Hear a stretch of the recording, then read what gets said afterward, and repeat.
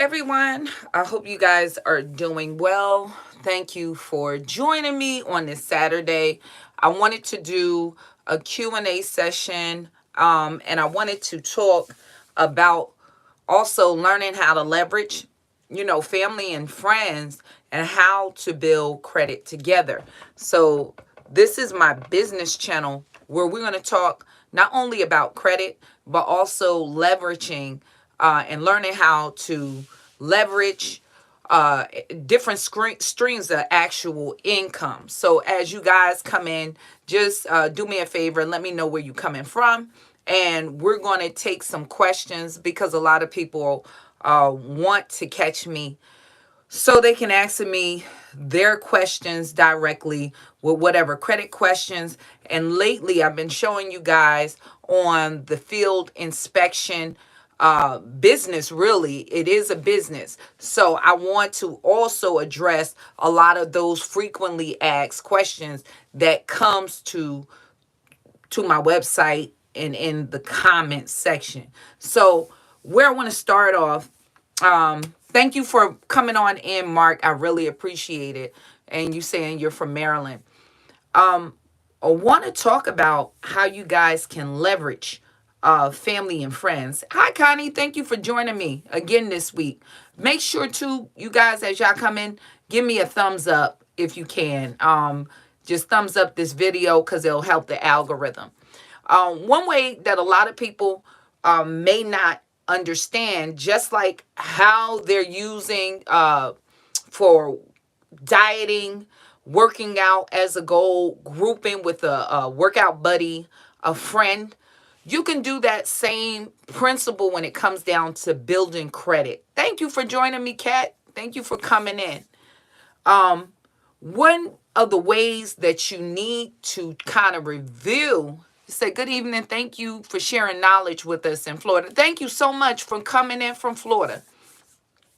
One of the ways that you need to kind of view this, just how you look in a group to work in a group in order to reach your goals, you can apply the same principles to your credit. So I'm going to give you some ideas, especially when it comes down to family.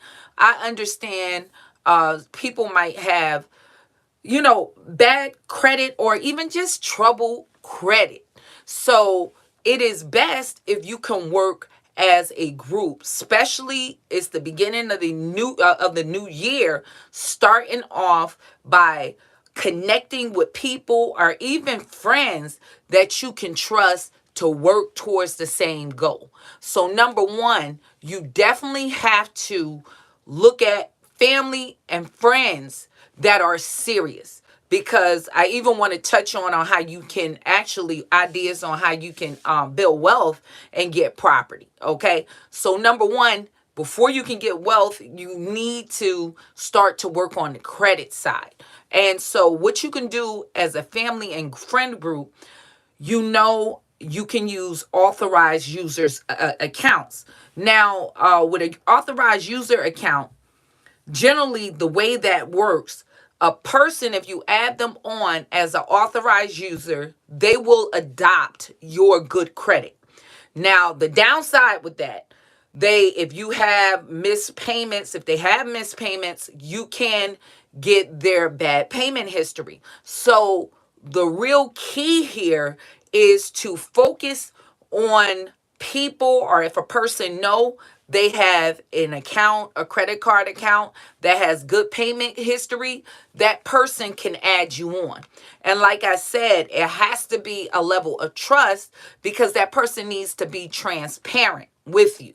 And when it comes down to an authorized user, in that case, their bad credit history would not affect you as an authorized user. They're piggybacking off of your good credit.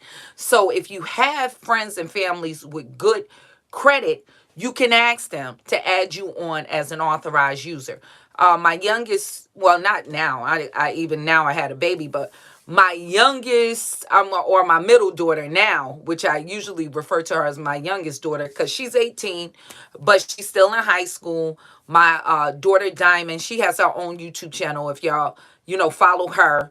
Last week I was actually filming from her home.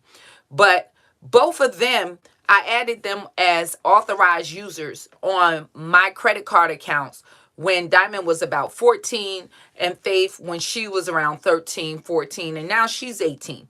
So doing that for your children, you're helping them out the gate have good credit. Okay, so they don't have to have no credit and those situations. They're going to come out the gate with good credit.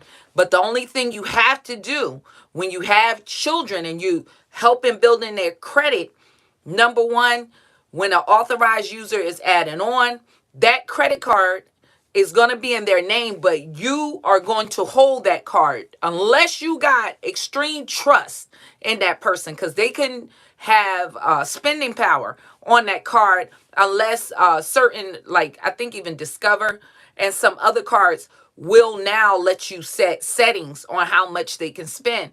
But what you're going to do is just hold that card for that person. And by your positive payment history and good behavior, you're going to build them.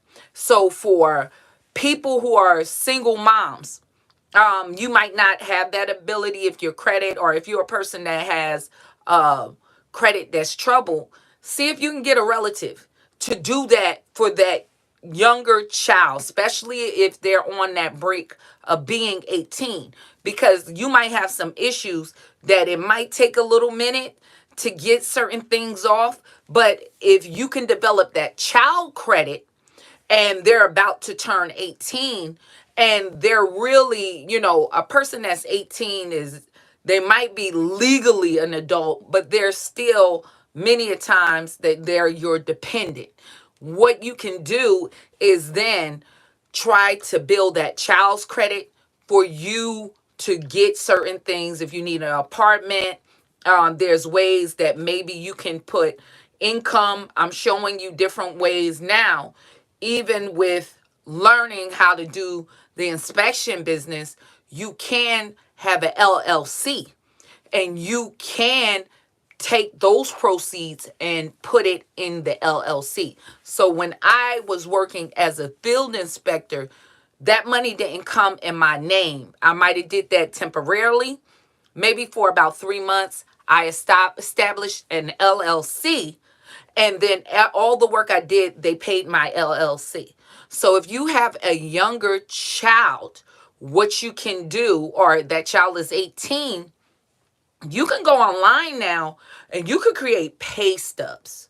So this might be a way, if you're looking for an apartment, you can create pay stubs to establish that child that has good credit, that's 18, 19, or 20, and you may be able to pay that child. Yeah, and you are establish pay stubs to show that that person has income.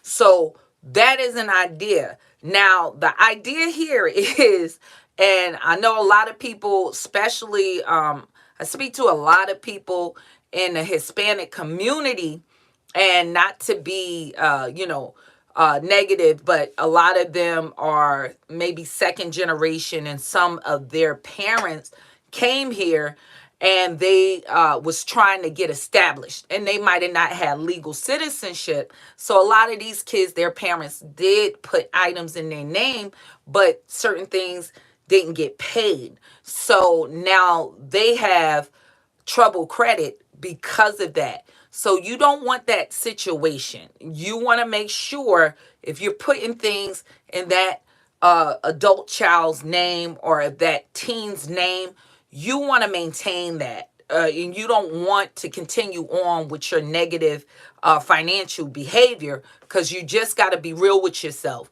If you are right now having trouble credit or bad credit, it is from a lack of good financial behavior. Any way you slice it. Either one, you personally don't have knowledge financially on how to handle your financials. Just that, because credit is nothing but an algorithm picking up on your financial behavior. Or two, you might have good financial behavior, but you didn't have income or a secondary income when you got laid off, when you are you might have got hurt or whatever. You didn't have any kind of secondary income in order to pay your bills. So those are your two categories. Now, I'm not talking about people with no credit because you just don't have credit history. But using this strategy, if you start working with your friends and family, you can help them not to run into that issue, to have no credit. They can come out of the gate having good credit if they are adding on to a positive payment credit card line. Okay, so you might have to ask a grandparent to do that for you, someone, an uncle, an aunt, anybody with good behavior. Thank you, Regina. I really appreciate. So I want you guys to think about it in that sense. Now, sometimes you don't have those resources. A lot of people will say, I don't have those situations. My parents wasn't really good with credit, and therefore I never learned the skills, and my family don't have good credit. I don't have anybody. Well, what you can do is, if you have another person and y'all building together, say you're doing this with a cousin, say you doing this with a brother or a sister, and you're trying to develop, both of y'all trying to get your credit together. Try to employ this strategy. Take this. You got two people and they're really serious about straightening out their credit. And as I tell you guys, the fastest way to increase your credit score without removing one negative item, if your score is under a 700 credit score, is by adding on unsecured lines of credit. That is, i.e. credit cards, okay? Unsecured, not putting a deposit down and all of that. The reason why I'm telling you that, because those accounts, you can't add on authorized users. And when it comes in the system, if you haven't noticed, if you got a secured credit card or a subprime credit card, all the offers in the mail that you're going to continue to get is subprime and secured. So you want unsecured credit cards, and you want to work your way up possible of the tier of the credit card game, so you can get better offers coming in the mail, because they buy certain profiles. This is what the credit bureaus is about. They're not bureaus. They're not a federal agency. They make billions of dollars just by selling data, selling your information. And the worse your credit is, the more companies will pay for your credit profile. So this is why they don't want to remove negative items, because subprime credit is gold. Because understand, credit card companies can charge you tons of interest and give you these baby credit lines. But what you can do, if you got two people that are now developing their credit, you start to do a little research. I have tons of these videos on my credit channel on building credit builder cards. If you both are on this journey and you looking at your credit scores, TransUnion, Equifax, and Experian, you need to identify the credit bureau that has the highest score for you. And then you need to identify credit cards with pre-qualifications, so you can go and pre-qualify to see if you fit in their credit profile. But the advantage of having more than one person, two people doing this, if you both get these credit cards, now you can add both. You can switch off by adding each other as an authorized user. And so you each are getting one credit line, new credit line, but because you working together, you add each other on as an authorized user, and you're going to get two credit lines from one pool. Okay? So you can start building lines of credit that would essentially help increase your credit score by getting a primary credit account of your own and add on an authorized user account. And you can help one another. Now, both of you have to be committed to paying those cards on time, so you won't affect each other's credit, and you want to control the utilization. You got to make sure you keep those cards under 30%, 29% ideal, from 10 to 1%. So if you guys are working together, then you're increasing your lines of credit and improving your utilization. Long as you both don't have any negative items constantly hitting you or reporting, like, let's say a car, like, because this happened a lot, a car account that is a couple of months behind, not a charge off. I'm not talking about collections, because those accounts generally close out and stop reporting monthly. Once it hits your credit one time, it might go down for 90 days, but it's not constantly reporting negative every month. If you have an account that's open and it's reporting negative every month, you need to bring that account current. And then when you add an unsecured line of credit, at least let it be 60 days out or 90 days out. You'll see your score increase on average of 50 points, 49 points on average. But if you're leveraging and using and adding on another person's authorizer as an authorized user, you should see another 30 points. You just want to make sure you're adding one account at a time. So if you get approved for the card on your own, let that report, and you'll see an increase on average of 49 points. Let that report, and then ask that person to add you on as the authorized user, and then that report. And then you'll see that increase again.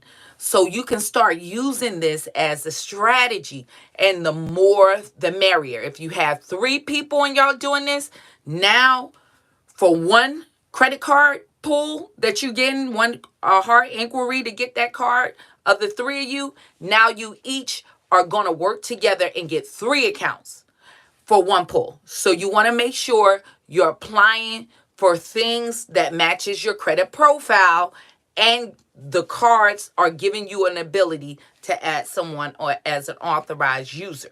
So this is what I'm talking about, working together in a family unit. I see 21 people that's here, or 22 now on the live. Do me a favor and give this video a thumbs up, because it helps the algorithm. So you just gotta make sure everybody is managing their credit accordingly. So you, by building and working as a group, you can increase your credit score quickly. Even if everybody have trouble credit, but you're starting to build, you can leverage this strategy so you can help one another to get there faster. And then if y'all all go for another credit card, which would be a secondary credit card individually for one primary, 2 primaries for yourself, and then you leverage, you got 3 people, now you got 6 revolving credit card lines once everybody add each other on as an authorized user. So you want to employ that strategy, because you can get to a 700 credit score a little bit faster by employing that type of strategy. Now, when it comes down to purchasing land or buying a home, here's some options, especially dictated on the region that you live in. Me, myself, I'm from the Northeast. If you're from certain areas, especially blue states, you're going to know home prices are significantly higher than the South, or even in some places in the Midwest.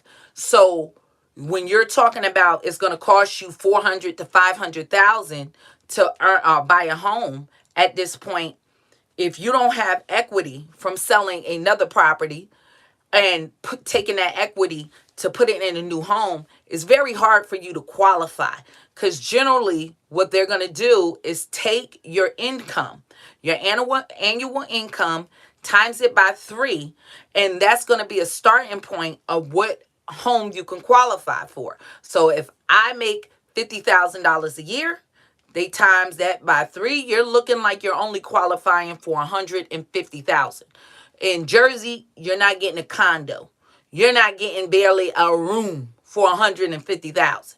Okay? So the way you can work this is you family members work together, and you could purchase a property together. You can buy a multifamily together, and everyone have a unit that they live in. And then later on, once you guys decide that you're moving on, you can sell the property or you can rent out the units. Now, if you want to make it where if that person moves out earlier because they're moving on in life, maybe each individual unit that is yours, you manage that and you receive the rental income. And of course, you're paying towards the mortgage out of your rental income. So whatever your portion is, that may be an idea of how you can move forward. The great part about that, the income that you are making wholly off of that rental property, if you are looking to purchase a home, you can leverage that income as income attached to your own income, because they will equate some of that rental income towards you. Okay, so if you're making $50,000 a year, but you're getting $30,000 of rental income, they might equate 65% of that rental income to your own personal income. And now you can afford more to buy a home. Going back though, when you're dealing with situations like that, it definitely has to be family members that are reasonable and you can trust, working in the same direction. Okay, so that's an option on how y'all can gain wealth. Another option, especially, I'm from the Northeast. It's not very common, but there are places and communities that have trailers or what manufactured homes, or i.e. people call them mobile homes, but now manufactured homes have improved tremendously down the years. Some of these look like real homes, and they're basically are real homes. The only thing is they don't have permits and they are on a frame. Those that are not maybe from cities, you're from the Midwest, especially in the South, you're more used to people living in a mobile home, which is not a problem. I have relatives living in a mobile home, and my parents is from Alabama. Traditionally, a lot of people one person would get some land and allow other people to put mobiles on there. So land is significantly cheaper than buying a whole building. So your idea could be, as a family unit, to purchase land together and then go and get you a manufactured home. Now, the great thing about manufactured homes, you don't have to get a mortgage. You qualify for an auto loan. So you can do that together. They'll do packages where they will come in. You might only need a 620 credit score, 640 credit score. They can come in, sit that in like 2 weeks. Some of those come furnished. You have multiple bathrooms, and they could put the septic in for you and roll it up in one package. And you don't have to qualify for a mortgage, which is really a strenuous process. But if you have a relative with land who allow you, they can do that. They will come in, they'll have to sign, and you can put a mobile there where you can achieve ownership. And even in that scenario, you can rent out that mobile later if you want to be a landlord. Or if you want to, you can hold the title and have someone to pay interest on the mobile. Understand, mobiles are like, long as they're not seated, it's like an auto loan. So you can get a high interest rate on your return on that. So maybe 29% all the way on the financing, having people to put money down. And the cool part about mobiles, if you want to seed it, it becomes real property. So it becomes real estate. So you have that option. You might have an option of you and your family coming together, purchasing land, and everybody there could put a mobile. Or if you want, you could purchase the land and you can have it surveyed and divide the land. This is very common for a lot of people to do, and it's not that expensive when you're dealing with raw land in certain areas. And so it all goes on with the area you in and the zoning. but this is a way that you can work together. Group economics. I am also about to come out with I'm going to show you guys some websites where you can buy real estate for as little as $59. Okay. So make sure you think about these options on how you can work together as a family unit and build wealth or build credit. You might not use all of this because it's levels of trust with this strategy. And I do understand not all family members can work together, but you got to make sure, even with families and friends, that you identify people that you can trust. Okay, so I hope that's easy for you guys to understand. And I want to give you guys the opportunity to ask questions. So I'm going to read through your comments. So if y'all have any questions, let me know. If you have questions about the content I have done so far here on field inspections. One common question I do want to address about field inspections: you have to understand it is not a job. Like, a lot of people say, oh, well, how can I make this kind of money? This site is telling me this. You have to have multiple contracts. You're not a worker. Like, a lot of people don't understand running a business. As an independent contractor, that is your client and that is your customer.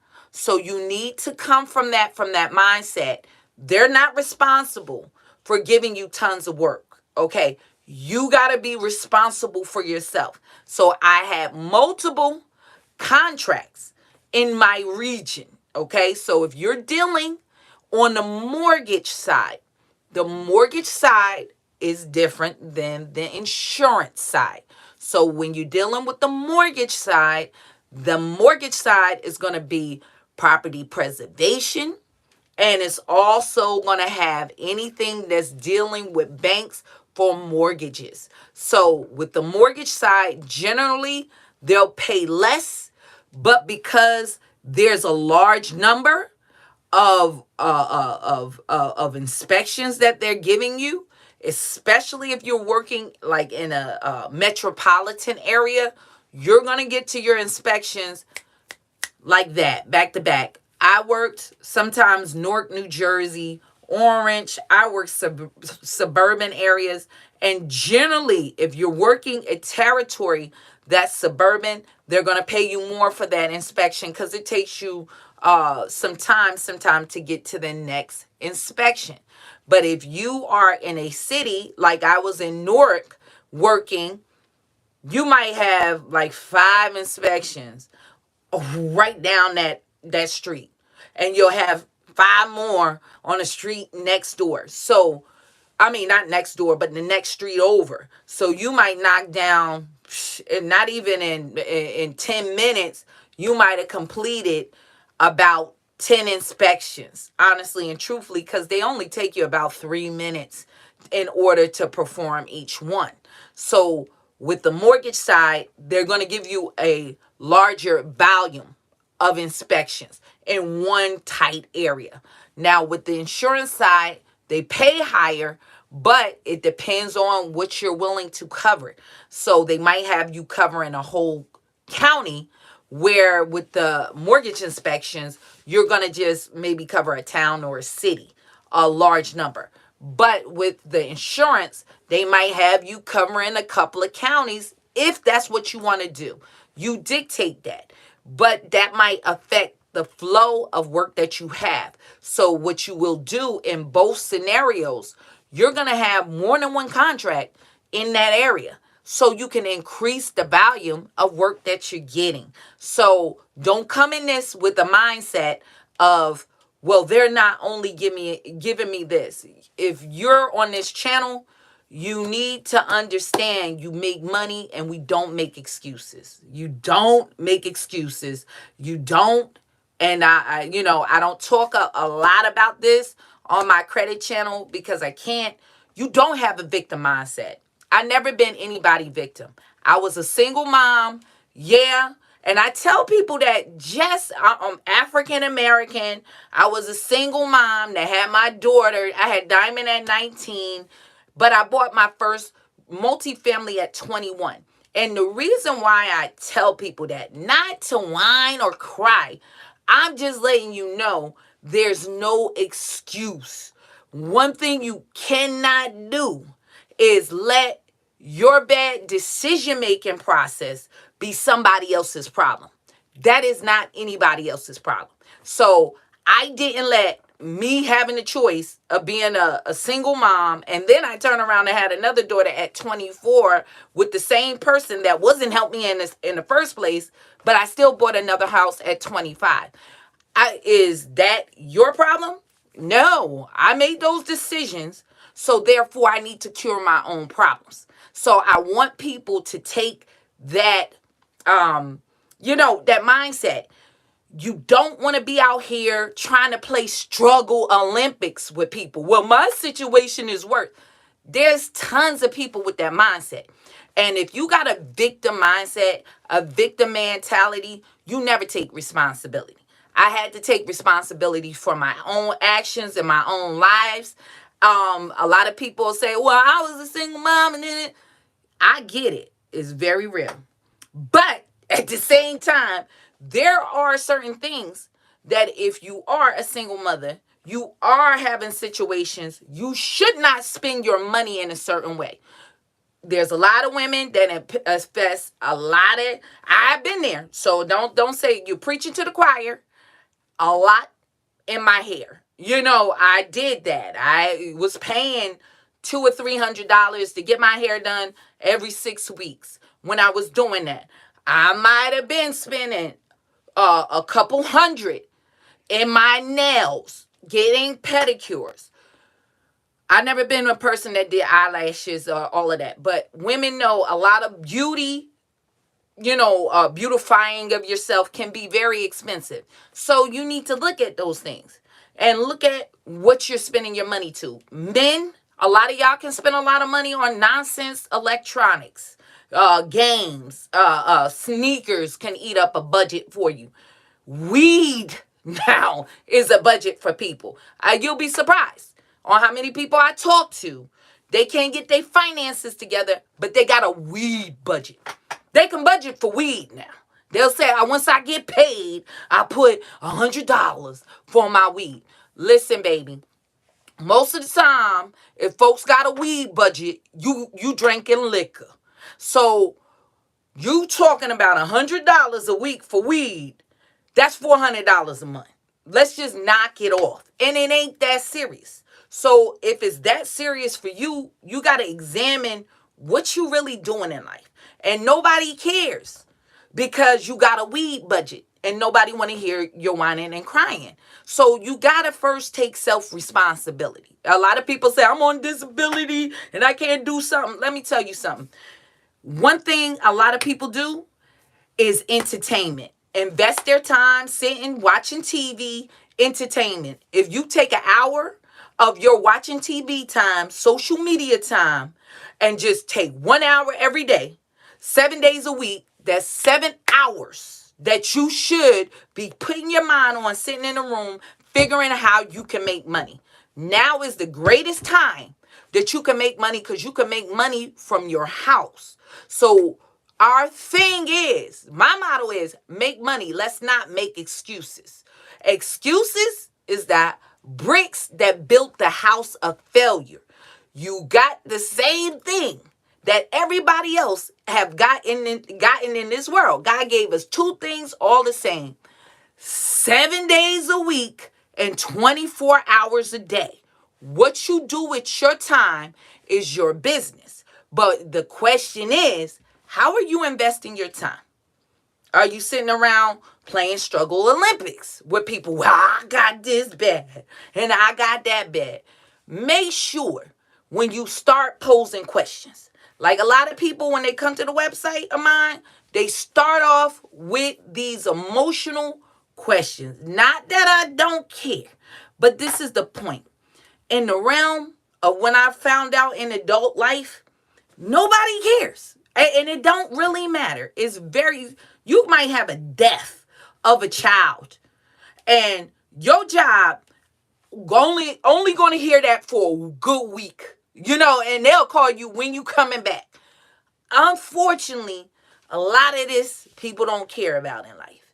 So you need to sometimes, I'm not saying the death of the child thing, but I'm just saying some situations you're going to have to toughen up. As I tell people, toughen up, buttercup. You got to man up sometimes. And you got to figure out what I got to do. Take my responsibility. Anybody that know me, you already know I talk about it even before this inflation. I told y'all last year. I said inflation gonna go up. Buy you some silver. You need to, instead of investing all this money, investing all your time and energy to make dollars, because the dollar is not backed by anything. It's an IRU. Nixon took us off the gold standard back in the 70s. That is a fiat money system. You need to be purchasing silver and gold. So what you need to do is make sure for every $20, maybe a silver coin, it's $1 in US currency. But it costs you 20 to 40, 20, maybe even now 40. I just got mine purchased on automatic to come out of my bank account from a bullion company. Like up to $40 for something that is supposed to be US currency as a dollar, but a $20 bill only take 12 cents to print. There's something going on with that. And you got to understand, silver is a real asset. Gold is a real asset. And if you research, JP Morgan and Chase is hoarding silver, and actually just about have half of the silver supply in the world.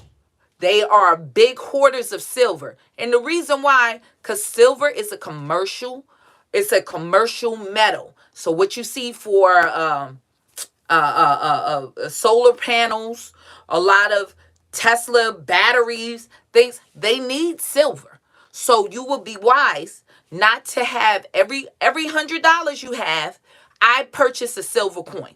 So, and this is not fake money. This is US currency, or you can get foreign currency, the Perf Mint. You can have the Cougaran. You want to do your research. You can have the Canadian Maple Leaf. There's various of currencies that you can buy. But the dollar, all this world monetary system, the dollar, the peso, all of this stuff is a fiat money system. And it haven't been a fiat money system in history that survived. Okay? Because they just are able to print more money. And the more money they print, you see this inflation. It's not that the prices of goods and services, that these goods are worth more. Like a home now. That home is not worth more. Your dollar is just worth less. It takes more dollars to purchase that home. This is why home prices have increased astronomically. It's because your dollar decreased. So it's just like drinking soda or even liquor. The more ice, the more water that you pour in that, the less potent it is. You said, oh, okay, thank you so much. Said, I've been following Sherry for almost 2 years. Thank you so much. I appreciate the support. So I just hope you guys make sure you do both sides. There's something you can do. You're a single parent, single mother. You can buy some silver coins. And I'm saying this is a marathon, not a race. Just make sure that you're doing that, because the price of silver have went up. That's a currency, and you can always cash it in, or you can take as many silver coins. The gap between gold and silver was very close at one time, but now it's a huge gap because banks is buying up all the gold. And this is why you say the gold standard. They secure their money in gold. So what you can do when the price of silver start to edge up, you can take that silver, cash it in, and then purchase the gold. But silver is at a greatly being suppressed in the price of silver. And it's for a reason. It's being manipulated. So think about different things that you can do. You can do something where you are. If you start making money, like I'm teaching you here, we're going to look at different ways to make revenue. That revenue, along with your credit, you start to improve your credit. And the more money you have with good credit, you don't have to use that money. You can just show that money to banks and institutions. And because you have that money that's there, then they will lend to you without you even tapping into the money. That's what, so a lot of people complain about credit. Credit is some of the greatest hustle that you can ever have in this lifetime. I was 21. For me to purchase a property for $179,000, it was on a cusp. I know it was $169,000, which was $170,000. Where FHA only had to put 3% down because I had credit. So I only had to put $6,000 down and show them in the bank I could cover the closing costs and I can cover the monthly payment. Now, altogether, it cost me about $12,000, but because I was making $50,000 a year, and I really, well, maybe like $40,000, but because I purchased the multifamily, the great part about it, because you buy in the multifamily, you don't even own it. They equate that rental income to you from the door, and you don't own it, to add extra income on what you could qualify for. So all it took for me is to have, at that time, average credit. Might have had a 670 credit score, average credit, showing money in the bank. And probably at that time, I might have had 30,000 in the bank. And that was in the 2000s, 30,000 in the bank, 670 credit score. They gave me an asset of 179,000. And I own that asset 18 years later to this day. And now it increased in equity. Actually, it just, shoot, maybe about 3 times in equity. 3 times in equity. It tripled in equity on what's mine. So it's up to me when I want to cash out, when the best time for me to cash out. So I didn't have to work. At the same time, the property increasing in equity 3 times, and I'm making income off of it every month. What's better than that? What's better than that? So you got to think about that. You got to figure out if you can get your cash together, showing cash in the bank, and then your credit, you can leverage that to gain assets without even really tapping into that cash. Another thing I'm telling y'all, the more cash you have, the more savings you have, the more assets you have, the less you're going to be dependent on credit. I'll be honest with you. The less you're going to be dependent on credit. If you work on your cash flow, and I'm saying flow, that means a constant, not just one lick as everybody, I just got to get a lick. No, you need a little flow. You need this thing to come on in every month. You need it to circulate on in. Once you have cash flow, baby, the world is yours. That's what you want to focus on, and not just one stream of income if you have multiple streams of income. Okay, so for example, I've been a landlord for about 18 years. 6 units, 18 years. Okay, so when the moratorium came in, I'm always building other ways of cash flow. If one of my units went down, in Jersey, it was about 2 years. Connecticut, it was like almost a moratorium for 2 years. It didn't matter to me because I got cash flow. I have other things. So when one thing go down, another thing picked up. I had another, and I don't work. Y'all. I don't work. I was doing it, a field inspection. Now I'm to the bit where I got enough, and I'm in my, I'm 40. I don't work. I'm basically retired. And that was my plan anyway when I started. I wanted to retire at 31. But I don't work. So I don't actively anymore create income. Okay? I don't actively. I even had this thing with the property preservation. When you move into that, oh, you just get the contracts. You don't have to go out there no more. And I'm going to talk about that later in I'm building up in the series with the field inspections and rolling over. I start doing field inspections and getting into property preservation side of it. You don't have to work anymore. You have contracts and you make sure that just other people are doing the work. That's what but it don't happen overnight. And don't get me wrong, it don't happen. I tell people, start where you are. Ubering, door dashing, do that stuff. Like, it's nothing wrong. Don't think you got to be a whiz kid, because with me, I'm of a certain age. My daughter is way better with certain things in technology, making money online. Sometimes with me, because from the gate, they were born in technology.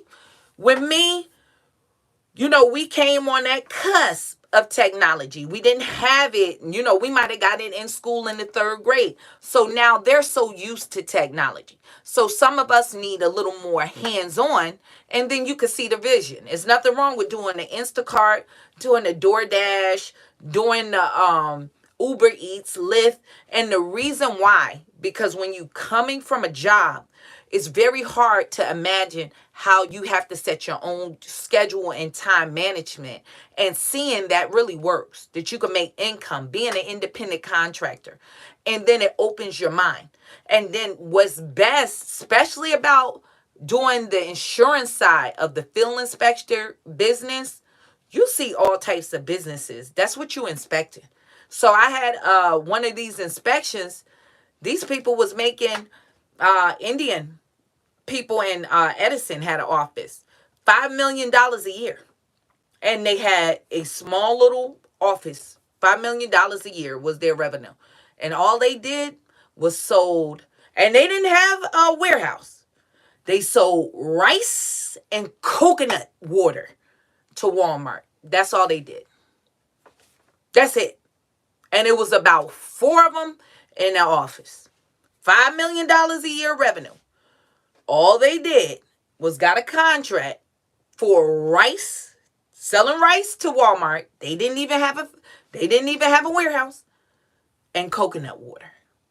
They just facilitated the transport and the contract.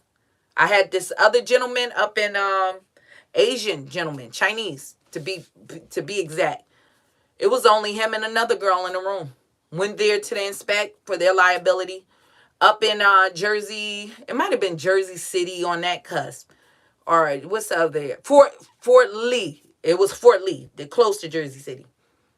All back then he had was eBay. Sold the ugliest cat sweatshirts I ever seen in my life online. Dude was making $2 million a year. On eBay. He didn't have no stock in there. He ain't have nothing. He just sold ugly cat sweaters. The ugliest cat sweaters I ever seen. But he generating $2 million a year. So all it was putting contracts together. Supply. So you'll be surprised when you start doing the field inspector, especially on the insurance side, and you're there to inspect, you're there to get into some details, you'll find out people out here getting it. They making money. And all they doing is connecting some dots. And they're making millions of dollars for simple ideas. So you just got to think about that. And I know it's hard. It's not easy to just do that. And that's why I said, start where you are. You start small, and then you'll start to see, wow, I can live like this. I haven't worked for a job since 2012. And so when I launched off of that job doing the field inspections, I did that for a good 7 years and rolled over into the property preservation and all of that.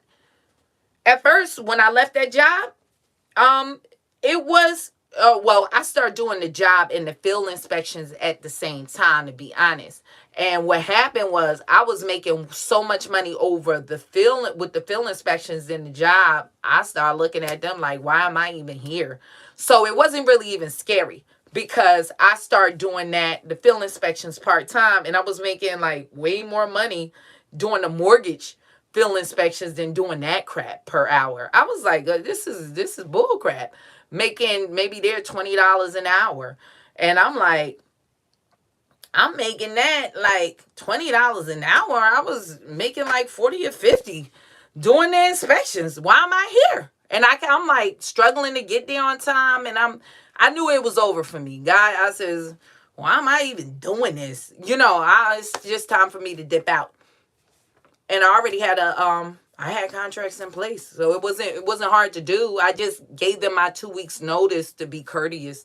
But that's how it happened. I started doing that, getting some inspections, doing that as a part-time, but with doing that. And then I realized, why am I even doing this? I need to do this full time. And I was able to make my own schedule. Took my kids when it was a snow day, if they were sick, put them in the back of the car, and they was with me. I could be there for everything that they had. I was able to set my own schedule. So, and then when Diamond got old enough, her and my nephew, they was doing inspections with me. So, or they'll do it for me. If I wanted to take a day off, taught them how to do it, and they did it for me. She managed the some of the property preservation, and she was like 16, 17, and she had a job, but I paid her portion. So I'm they'll tell you, she my daughter, but she already know the work she do for me. It might sound cruel, but it's performance based. She already know. Like, nobody get free money. Nobody. She knew that from a child. Nobody get free money. You got to do something. Not in a negative way. It's just that's the way of the world. So if you gonna get paid from your mama, you gonna have to help build with mama. If even with the houses, her and her sister, we going over here to do some painting, because if you're going to inherit it, you need to put some work in, because if not, they're going to lose it. Easy come, easy go. So it was always putting in that, letting them know that's how it go. So I mean, that's just what it is. So like I said, you could build with your family. You build businesses with your family, but your best thing now, your best outcome, if you can, is build with your children. And the only reason why I say that, you can't control your mother and father.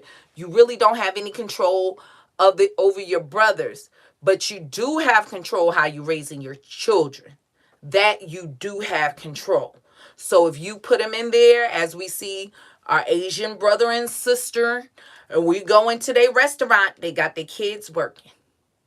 So you can do the same thing. Whatever you coming into, how can your kids help you? It's just, some people say, well, I don't want to do that to my kid. Baby, your kids being spoiled is not going to help them in the long run. And the way the economy is going, you need to kind of teach them economically how to be outside the box. They're talking about that half of the jobs in the next 10 years is going to be replaced via technology. So if you're thinking that the best avenue is for you to, number one, make your kids go out here, or you yourself get in tons of student loan debt because you think gonna get a job, that is not necessarily true. Only if they're going to be maybe doctors, lawyers, and even lawyers are taking a hit now, because you got things like LegalZoom. You got even CPAs taking a hit, because you got things like TurboTax, QuickBooks. Technology is taking over a lot of fields. So you need to, what you said, put in sweat equity. And it's true. You got to make sure that your children, this is my parenting, they got to put in some sweat equity. They just don't walk into stuff. Because it's just not good for the long run. And if you're working hard to give something to your kids. How many people, they said, generational wealth, even with the parents that built it, in 3 generations, the majority of time, that is gone. Because if you're coddling people and you're the one that's doing the work, like Madam C.J. Walker, we talk about that. It's Black history. That woman was living with the Rockefellers up in certain areas, and this was in like the 1920s. That Black woman, during the Great Depression. But what happened was she left it to her only daughter, and she spent up all the money and went broke. So now her great grandchildren, those folks just about poor because she did. So you got to make sure that you do and learn, see how that you manage your children. Okay, you just don't. And her daughter would just have lavish parties and end up losing that wealth. Her mother even had, I think it was in Missouri, somewhere in the Midwest, because Blacks couldn't go into movie theaters. Madam C.J. Walker had bought her own Black movie theater as a single mother, single woman, single mother. She just got a product and sold it. So think about that. But her daughter spent all that money, wiped it away. So you got to think about the same principle. You don't want to invest all your time to build wealth only for when your children get it, they lose it. That's what Solomon said. You say, hey, I worked all my time, I spent all my effort basically to make this wealth and put all this toil, but who am I to know who inherited? Would they be a wise or a fool? And you hard pressed. If you can find anything of his kingdom today, baby, you'll be rich. Okay? As much splendor as his kingdom had and writings, nothing is left. Okay? Everything is destroyed. So you need to make sure that you're enjoying some of your labor today. And you got to make sure that your kids is learning when they walk into it, just like his son tore it down, lost half of the kingdom, majority of the kingdom, because he was not wise and wouldn't listen to counsel. He was actually a pompous little jerk. You know, he didn't want to negotiate. So you want to teach your kids the same principles that you're using yourself. Make them earn some things. Now, I'm not, that's just my suggestion. But I'm just saying, you don't want to build all this wealth. That ain't your intent, to turn your life around for then to blow it all away. And people can do that in a heartbeat. But forgive me for my Shamel and me going down that road. But it is part of all you leveraging family to build good credit and to build wealth. So let me just make sure answer you guys' questions. Give me 1 second. Let me go down through here. Thank you all of you guys that came in to join me. Thank you so much. And let me see, it said, okay. I wish I didn't do what I did 10 years ago adding relatives to my phone. Oh God, title loans. Thank God none of it went on my credit. They didn't pay back a dime. That is a great, thank you for your testimonial. And this is why you got to deal with relatives that's going some places. Because unfortunately, a lot of time in the Black community, some of us are first generational people who may have gotten a degree, kind of made it, or what we will say made it in life. And you try to reach back to help people, but you can't help people that's not willing to help themselves. You always want to make sure. I have a rule. Sometimes you reach in to help people and they're not ready. They're not to that place. People have to be in a certain place in order to receive help. Or if you're not careful, they can dry you up if you're trying to help people at the wrong time. So definitely with this, thank you for that testimonial. Be careful on, like I said, working with the right loved ones or right family members and the right friends, because doing this, tying your credit up with people, it can be damaged if you don't have people of the best character. And so in our heart of hearts, we all know we might be trying to help people, but we know even if you got a mama or daddy that ain't good character, because people actions, you're gonna look at their life and you're gonna understand a lot of times where people are.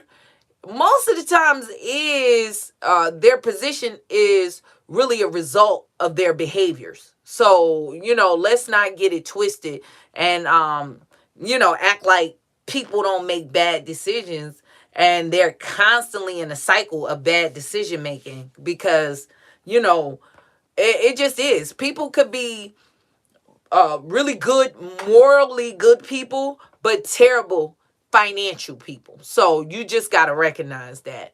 Jacqueline said hello and thanks for your time and the information. Peace and blessings to you. NYC, thank you, Jacqueline. I really appreciate it. Okay. Connie said, question, if I'm in the process of deleting items, can I still try to get a credit card and bill? Yes. Yes. No, you don't wait.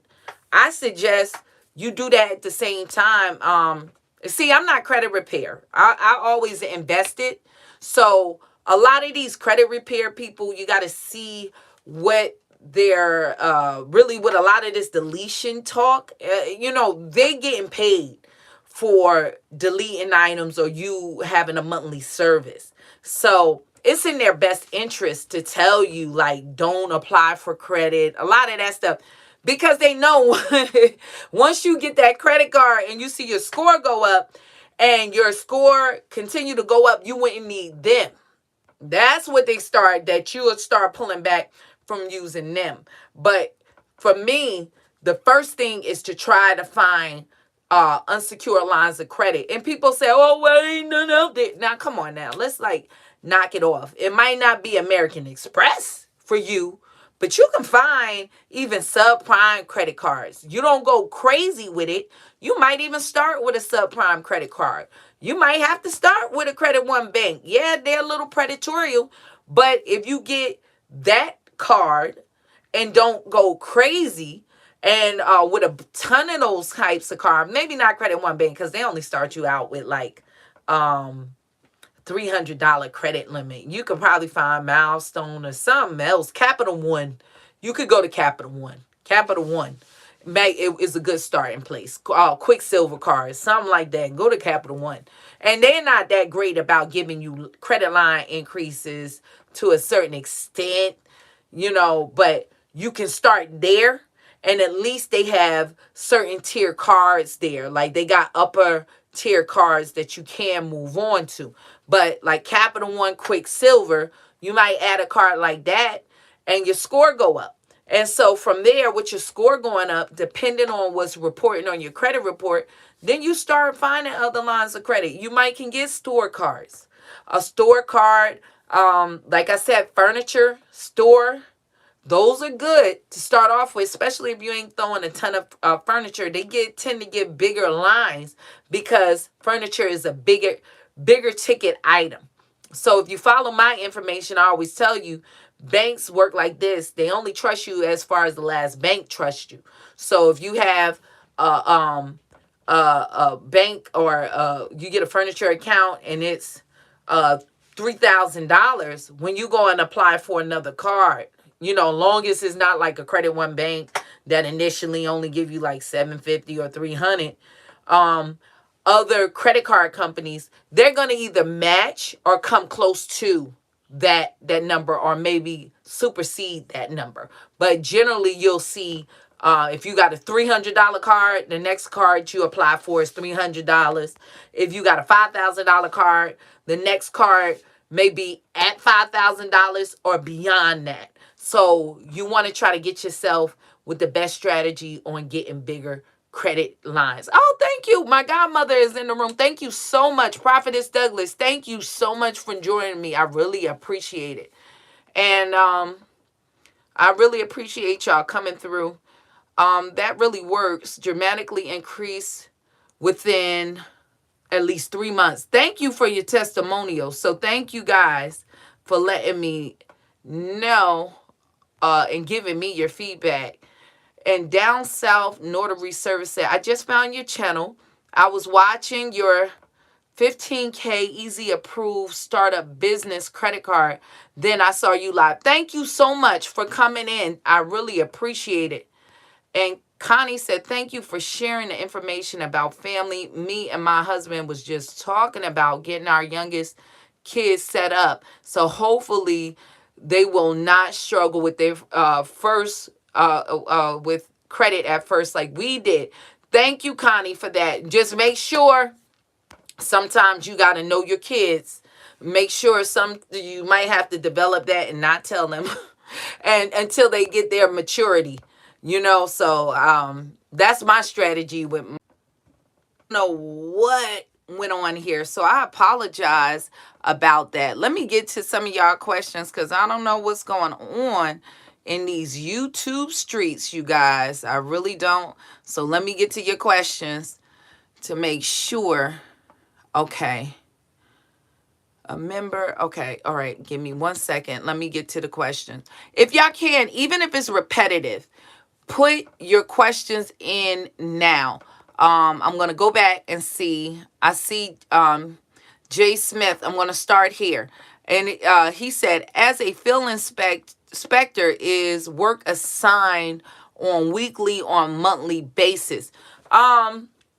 It's gonna be, some of it is assigned on a daily basis, to be honest. New jobs coming in, and it depends. Now, like I said, it's two different sides. So you have the mortgage side, and even like the mortgage consists of even property preservation.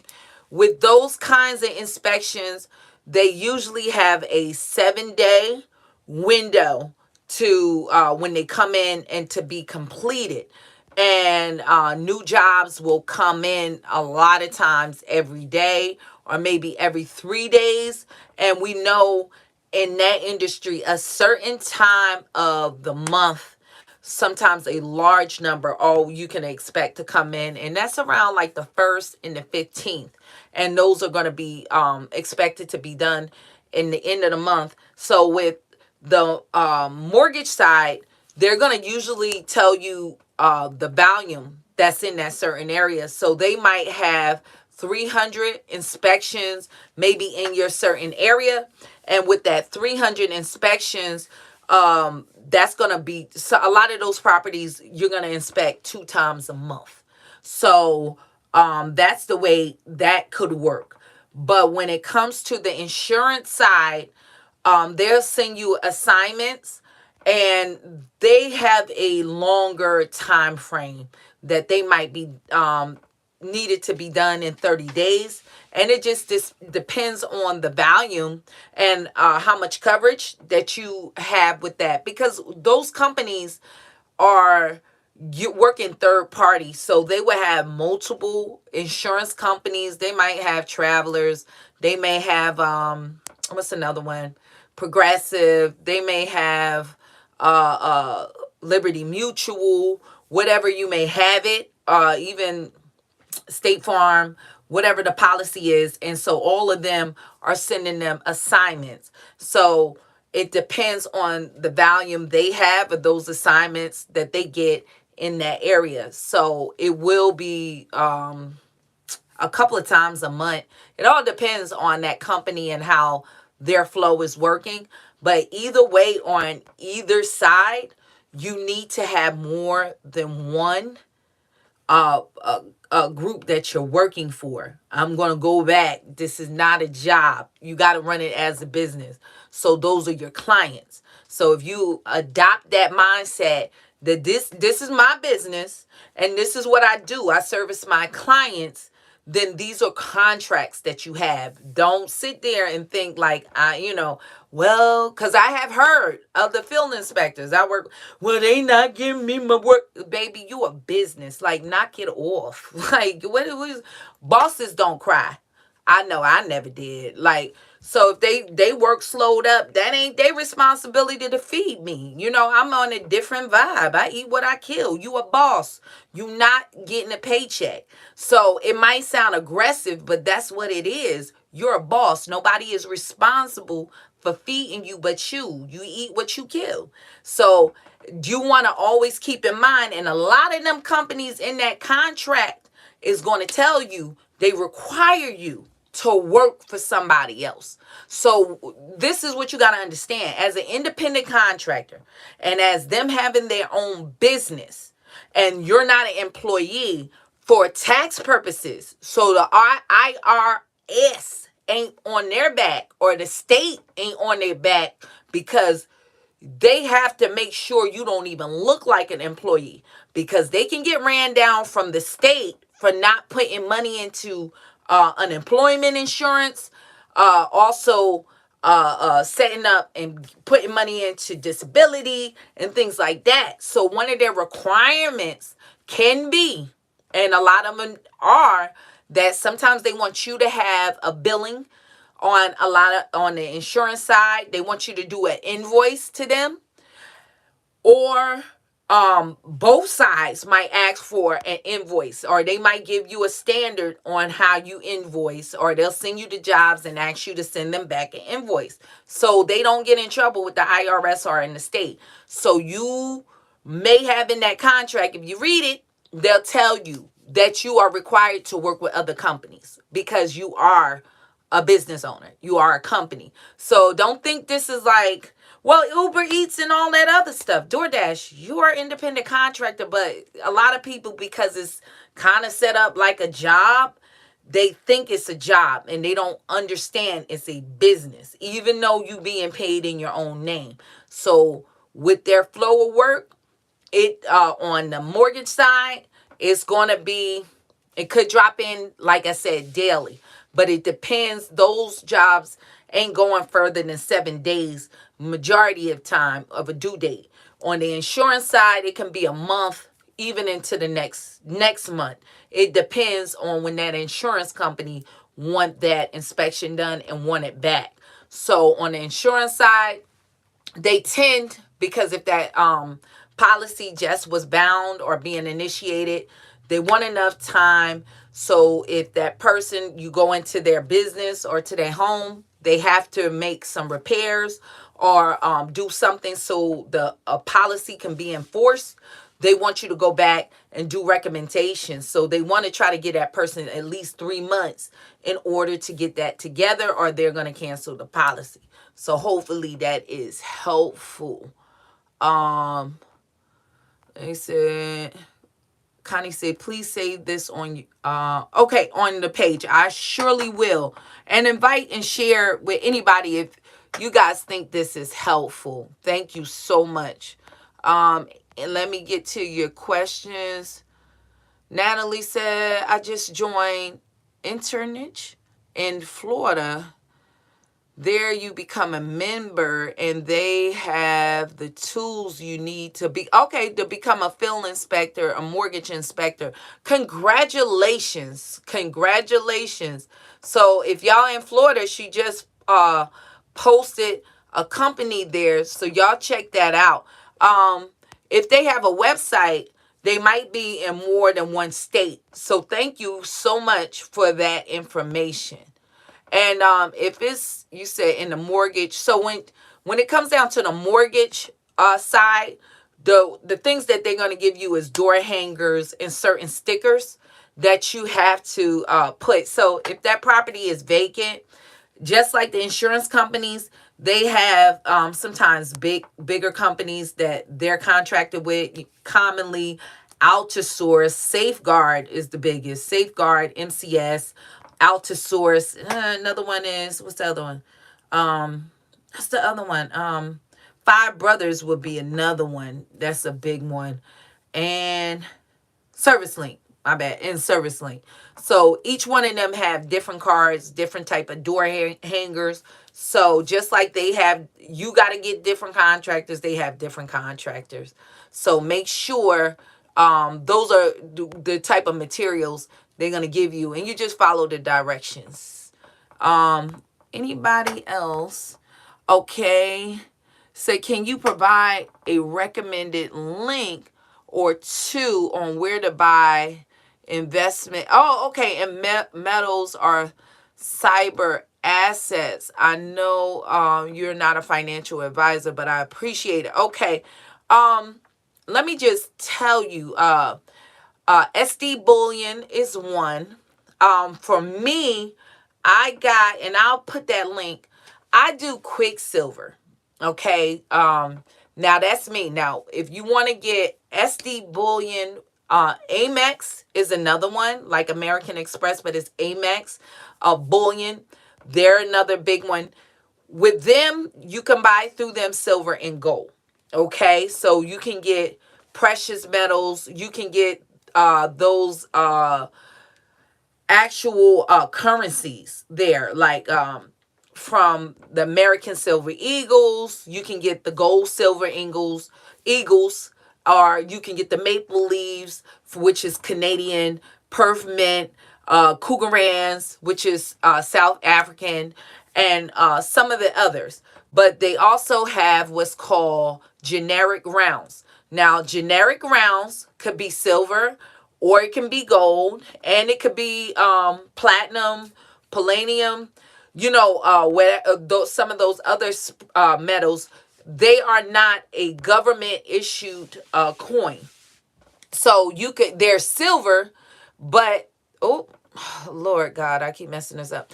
They're silver, but they're not backed by government. They're just generic rounds. So generic rounds are a little cheaper.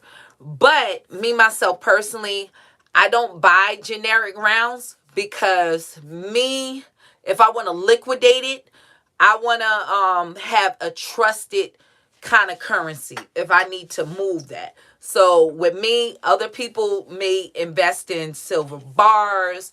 You can invest in gold bars. Of course, it's more expensive. I don't like that kind of stuff because I ever feel like if it's a fallout, if the money fell, I like coins because if you want to buy something of a smaller amount, coins you can actually use.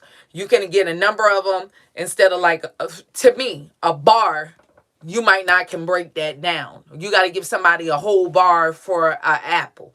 So those are companies you can go to. SD bullion. That's one. You can Google them, or Amex. So you can check them out. That's AMEX. Amex, they're one. Me, myself, I do Quicksilver. The reason why I do Quicksilver, they have where you can just buy silver and they'll send you coins for how much that you want. So if you have, say you only want $40 worth of coins every month, $20, whatever your budget is. If you want, $500 worth of coins, whatever the price of coins is that month, because sometimes it goes up and down. So and what we say is the spot price. The spot price, you'll never get it for the spot price. That's what the government is issuing it, or what the price of silver is at that point. But the companies themselves put a fee on top of the spot price. So say if it's $25 for silver, for the spot price, their fee may be really good if it's $2 above spot. So if it's $27, but we haven't seen that lately. It could be more, and now it's more inflation. You might see them have an extra $5, $10, $20 because it just dictates. It's hard to get silver. So you want it as close to spot as possible. But with Quicksilver, they just take the money out and send you the coins every month in the mail on what that can buy. That $200, that $20, whatever it can buy, $100, they'll send it to you. So it's automatic. For me, it's very convenient. I'll put that link. Quicksilver is convenient for me because I used to take every $100, I was taking $20 out, putting it to the side that I made just to buy silver at the end of the month. So with this, it's just I said it, and now it's convenient than me going to those bullion companies every month, like SD Bullion, Amex, and purchasing it, that way. And I'm looking at my money. I've been doing that for years, that I put to the side every month. But this way is convenient because they just take it out of my checking account, and I just get my silver every month. So those are two sites that you guys can check out. Very popular sites. If you're buying silver or gold, some people do it on eBay. I just be careful with all of that, because it'd be a lot of fraud. Or even Amazon. I wouldn't do anything like that because people be selling fake stuff. So these companies are established, and you're not going to have all that fraudulent situation going on. So Kat said, no need for forgiveness. You're speaking the truth in the word, and the word is true. Thank you so much. And somebody made a comment, many of our families just can't or won't pull together. You ain't never lied about that. We as a people have got to do better. Many that need to hear this truth won't watch these types of videos and watch garbage. You are absolutely right. And the good thing, though, that's about it, if you do have children, you can develop your children's credit, teach your children, and have them to work together. Because like I say, you're absolutely right. It's just sometimes you got certain family members, they're investing their time in garbage, they're spending their money in garbage, and they just not gonna work with you. So, but your children, you can at least raise up a child in the way that they should go, and when they're older, they won't depart from it. So you can go with that, so. But that is a very true statement. If you are not willing to lose out or not get money back, don't do it. Trust yourself and trust your sound mind. And that is absolutely true. So let me see if I can find some more questions. Wolfwood said, is there any way to get a Navy Federal to take a late payment off from 5 years ago? You can dispute it directly with the credit bureaus if they're not taking it off. Okay. So try to dispute that with the credit bureaus, because if they're not willingly taking it off as a courtesy, you have to dispute. All right. So that's going to be your avenue. And Wolfwood said, love your content. By the way, followed your advice regarding getting the credit line after 91 days and was granted significant increase. That is great. Thank you so much for your testimonial. And that's another good thing. Make sure, you guys, if your credit is decent, if you're in Navy Fed, stay on top of your credit line increases. Doing it in the app, if you call over the phone, it's most likely going to be a hard inquiry, but I have a video on how to do it in the app to request the increase. I do it through the message part, not like where it says request an increase. I go to the message section and ask for an increase, and that'll send an internal message. And whether I have gotten approved or denied, I haven't gotten a hard inquiry. Now, different people said their results vary, but Navy Fed kind of work like that. You call customer service, they'll give you all types of different responses. So you might have to call them a couple of times. I had to do that recently to get some information, and you got to get with the right people until you get a consistent, really consistent answer on their rules, to be honest. So congratulations to you. I'm going to do my own deletions. Just did not know if it will freeze it, or could I get a credit card? I'm not using, credit repair, just the advice. Okay, and then that's another good thing. Just keep in mind, you might get denied with some companies, but my joint's been frozen And I've been getting credit card lines. The only time I got denied, it was because somebody couldn't access my service link. And so that was the only, maybe one time I got denied. But for the most part, even with my stuff frozen, I was able to get credit cards. And somebody said, Credit One Bank is garbage. Yes. Found for weeks just for them to give me a measly $100 credit, $100 increase. Yeah, they are terrible. They do sucks. But Capital One, if you got trouble credit, try to start there. So that is absolutely true.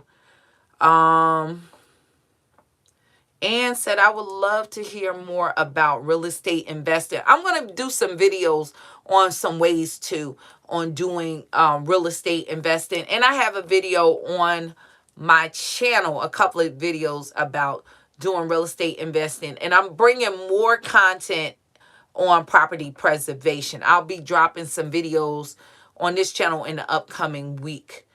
And let's see, anybody else? Okay.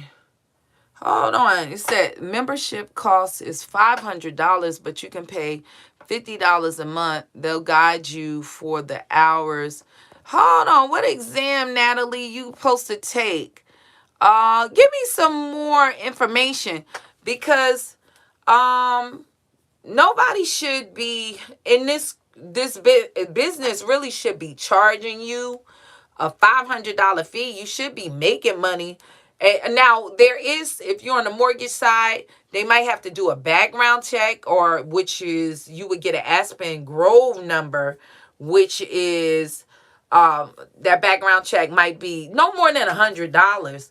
But many of them are just take it out of once they pay you no more than $100. But to make you pay a $500 fee, I never had to pay a $500 fee for that, unless you're doing being an insurance adjuster trying to get a license. But in this industry, you shouldn't have to pay any fees because you're working. Okay, so just let me know. You have two options: come and eat, or take 120 free courses online, or 80 courses online. Costs about like, so be careful with that. I don't know what that is. Or send me the link. Come to my website and send me the link so I could check that out. Because in neither one of these industries should y'all be paying $500 for a course or anything else. That could be a scam, you guys. So be careful on that. If you still with me, you should not be paying that large amount, or courses up to $1,500, unless it's something for home inspection, which is a whole different industry.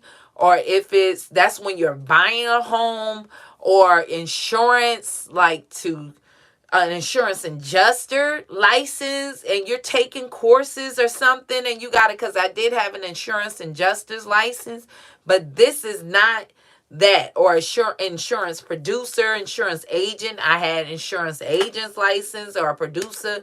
Ain't nothing like that. This industry, field inspections, you should be getting paid no more than a little background check, and that's for your Aspen Grove number. That is not, that might be something else, but that's not here in this industry. I have a book, and you can check out that and see, but send me that information of that company, because they shouldn't be. And it's that, honestly and truthfully, y'all, the videos I'm showing you, y'all can use that as free training. It's not that complicated on some of this stuff. Like I said, different companies, especially on the insurance side, some of this stuff you just gonna have to go out and do yourself to be, check out that. Check that out. That ain't right. Some of this stuff you just gonna have to go out there and learn yourself and do it. Because some of these companies, maybe on the mortgage side, it's about the same thing, because everybody is basically working for the same kind of national companies. They got the same thing. But if you're on the insurance side, and you said that was for mortgage? No. On the mortgage side, you shouldn't, no, baby. You shouldn't be paying no $500. Ain't no $1,500 for a course. That's just a bunch of garbage. That is garbage. And that's just garbage. That's not that's something else if it's not just garbage. So what, that ain't what I'm talking about. If so, you can find another company you ain't gotta pay no $1,500 to. That's a scam. If they're saying they in this industry, that's a scam. Okay, so that's a lie from the pit of hell. Okay, that's a lie. As Maury said, and the lie detector, the lie detector have said that was a lie. That's a lie. Now, unless they got something else confused and it's something else, but not in that mortgage industry. A lot of them, if they have territories that's open in the mortgage industry, they just gonna throw you out there. Because the reason why they need you to cover that area, they are pitching for work in that area, in that coverage.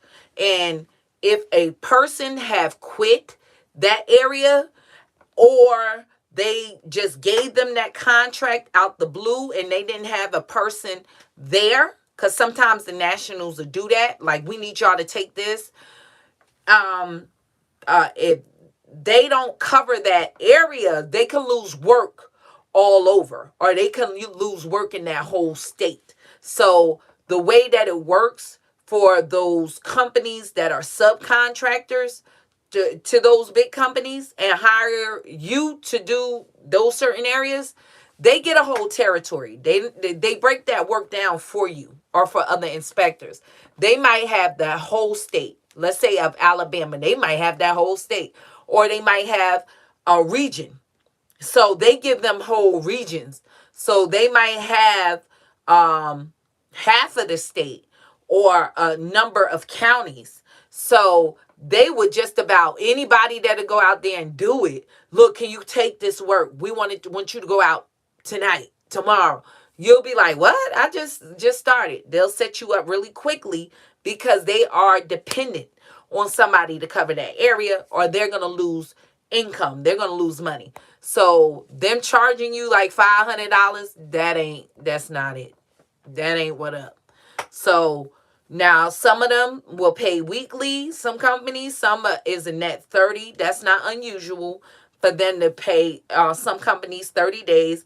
And a lot of company is bi-weekly. Now, for me personally, if you net 30, I ain't working with you because it's a contract.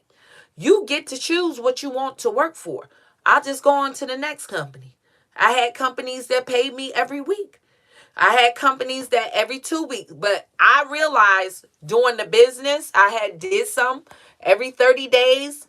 But I realized, no, I don't want to get paid like that. You're running a business. No, if I'm not getting paid, and probably the standard is every bi-weekly is going to be the average. If you find a company that's paying you weekly, that is really good. But the average is bi-weekly or a net like every 30. But I ain't doing that 30. I'm not doing it. That's just me. But you got to pick and choose on what you want. If they say to me, oh, we pay every 30 days, see you later. I ain't doing it. That's me. That's just my experience. I'm not doing it. Because I have other companies that pay me weekly. So this is not a job. This is a business, and my business will not operate as such, or nor will I operate it like that. So that's the only thing. But to say to pay them $500, nope. As Biggie said, you want to see the back of my shirt? I'll see you later. No, I'll see you later. When he said that, I'll see you later. Okay? Don't do that. Don't do that. Why? Check into them. Okay? Everybody just watch that. That could be scams if they're asking you to pay them. Connie said, I had that credit card for about 3 years ago and messed it up where it is on my credit report, Cat 1. So I guess I cannot go through them again to rebuild to get another one right. I'm not sure. I'm not sure. I'll be honest. I don't know if that's a collection or what. If it's a collection, um, I don't know what the status is, and I don't know if Capital One would do that unless you settle it. I know American Express, maybe Federal, and some of them maybe even Discover. If you go back and settle that account with them, if it's a charge off, they'll let you get another account. But Capital One, I'm not really sure. I have a Capital One credit card, but I never messed one up like that. So I can't say on my own experience that I know. So you might have to go with another company in order to do that. So yeah, even if you dispute it off, they might not. I'm not really sure. Did I? No, I did burn Capital One time. I did. One time I did burn Capital One. I did, and I even I even sued them. They gave me a card, but it was like years later. I burnt them. Now this was like, I ain't gonna tell people to do this now. I'm not gonna tell people to do this now. I did this about 2004. Okay. I did this in 2004. Now, I ain't going to tell, this is not legal advice, and I am not an attorney. So I'm saying this on what I did. I'm not telling nobody to do this, because people take some stuff and say, but you said to do. No, I said I did this, and I don't advise doing this. But what I did with Capital One, and I ain't going to lie, I had a missed payment. One time I messed up. I was in my 20s, had one missed payment, but I was good on my payments. And this wasn't all this technology where it was one missed payment, and I had really good credit, but they ain't have the credit monitoring systems like that. And they put that on my credit report. And I used to work like this. I called them, asked them, can they remove it? And they were stonewalling me. They wasn't removing it. So what I used to do, if I get a missed payment and they wouldn't remove it, I ain't advocating for this. So let me say it again. I ain't advocating for this. You should not do this. But what I would do, I'll burn the whole account. I would not pay it. I just wouldn't pay it no more. Used to let it go into default, and let them charge it off, write it out, and let it turn into a collection. I let it turn into a collection, let them write it off. And when the collection company approached me, what I told y'all about suing, that's how I learned that. I would sue them. Once I found out that they wrote that off, and then I hit them with a lawsuit and get that off my credit report. That's how I learned that. I'll be honest. Once I learned that, I learned the truth and how to take them to small claims court, I would deliberately let it turn to a collection. And when I found out they ain't really had no legal right, and with the credit card that I ain't never signed it, most people didn't sign it and send it back. If I ever missed a payment, I'll burn the whole account. And then I'll wait till it turned to a charge off, and I would do that. That's how I learned it. That I told y'all. But I'm not telling you now that if you missed the late payment to let that account go negative like I used to do. Remember, in that time when I did that, technology wasn't the same like that. Like, people you didn't have access to your credit report and things like that. So maybe if you want to get an apartment, but I didn't care. I own houses. So I really wasn't, I might have had one apartment ever in my life. I wasn't renting like that. So I didn't care about that. My mortgages was in place, so it didn't matter to me. So I would just let it burn. My other cards were in place, credit cards. So I didn't care. And I would just let it go. And then we'll let them turn to a collection. And that's what I did do that to Capital One. And now I got a Capital One credit card, but I had that for a couple of years. So I guess they will do it, but it depends on the time. You know what I'm saying? It depends on how long. So I would say they gave me another account, but I did sue. I did sue, and I made them settle on that. So I don't know if that would help. Yours is already burnt.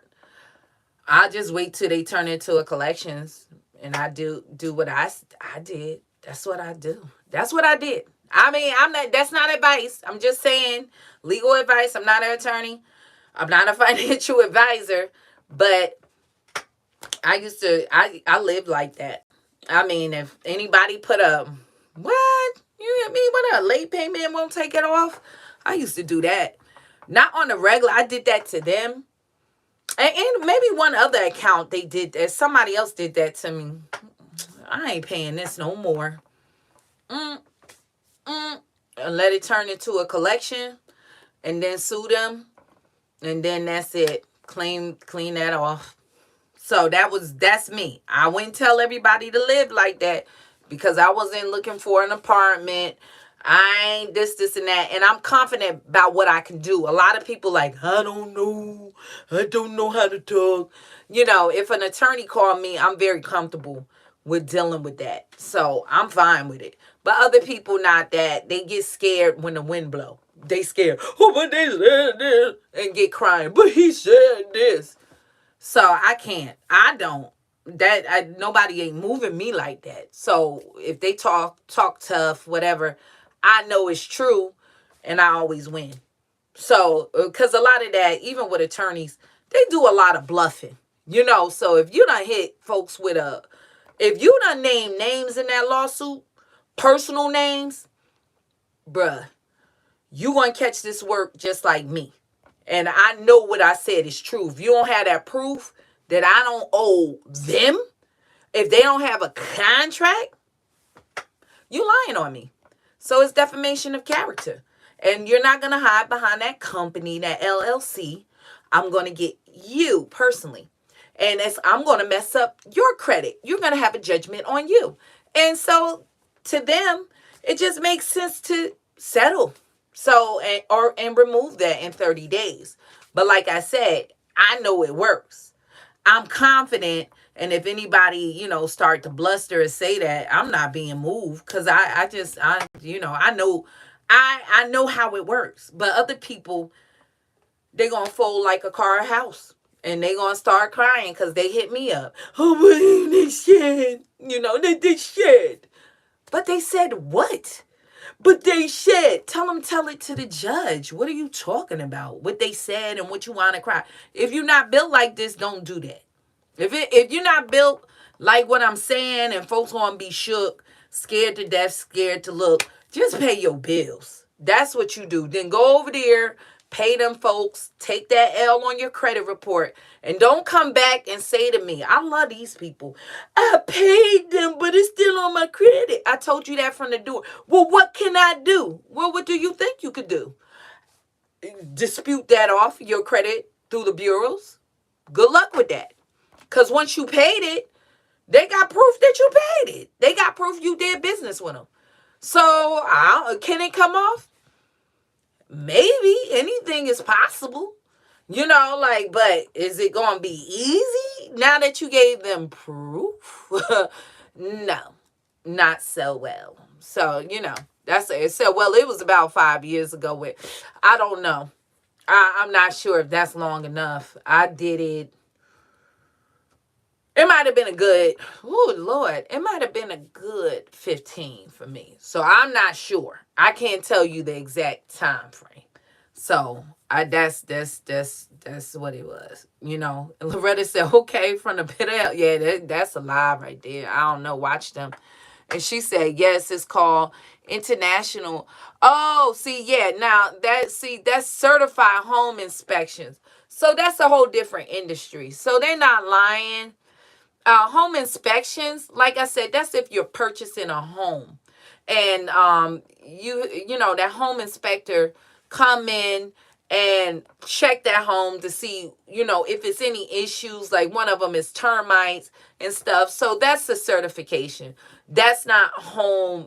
Field inspections is different from home inspections. Home inspections, you got to have a license, and so with that, you'll be licensed through the state, but it's not mortgage inspections. This is a different industry. So mortgage inspections is with people that are in default, or they're in default with their mortgage loan, and the bank is getting you to go out to try to get that person to call them by leaving a door hanger, or they left the home because it's in they're behind and possibly going into foreclosure. So home inspections is before the person buy the home. So these are two different industries.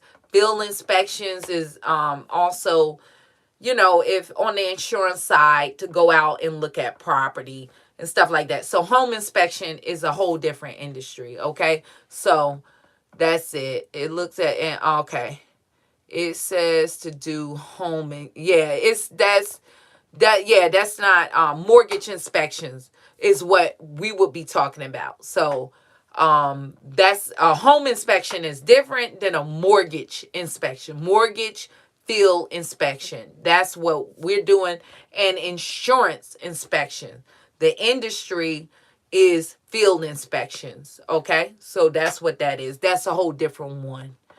And hey, Miss Cox, you said your number one fan is here. Tell them a like and share. Thank you. Please like and share if y'all can. Thank you so much.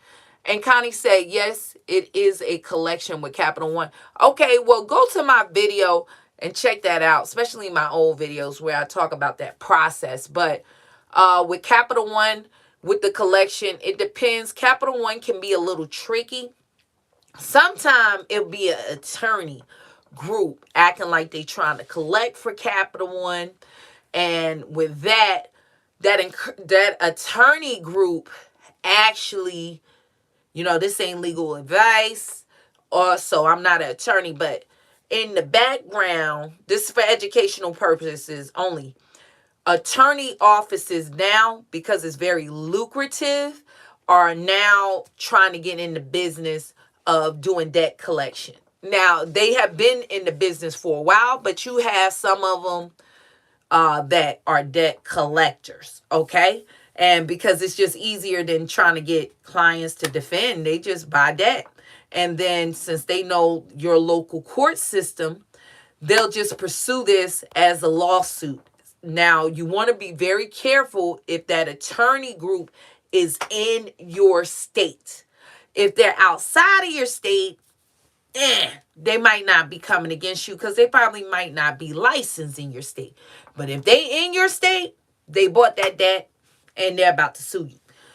So in that case, you would have to find somebody at Capital One in that office, LinkedIn, or something like that. I'll get a name and I'll sue them. Because with the attorney group going to act like they're defending the company and they don't own it. So, okay, if you want to defend somebody, let's let you defend them for real. I'm about to get a couple of names cracking up in here.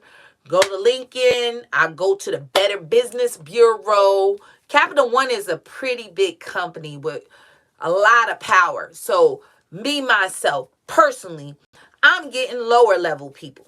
That's what I'm going to do. I'm going to get some high level people on the board.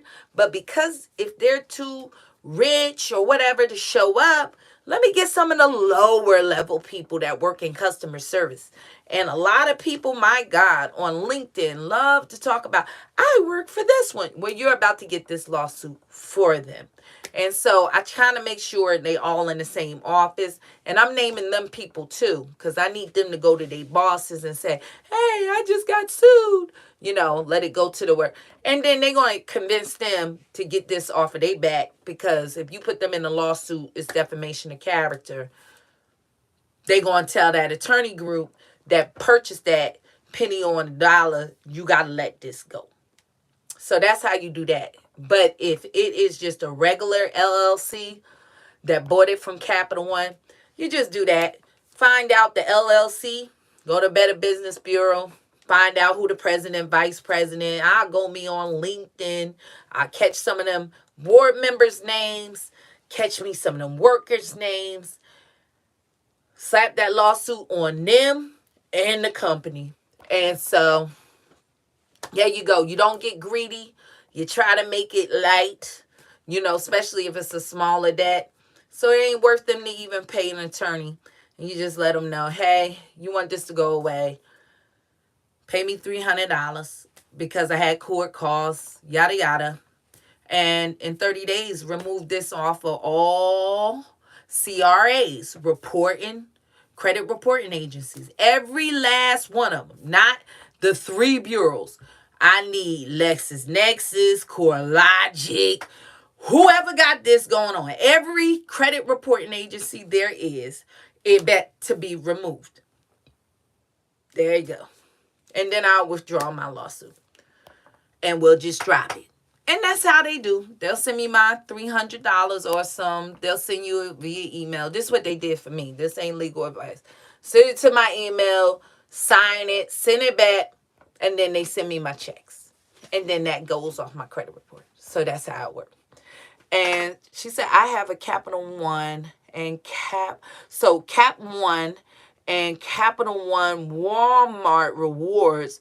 The Walmart card has increased twice at the time I really needed it without me requesting the increase. Okay, thank you for that.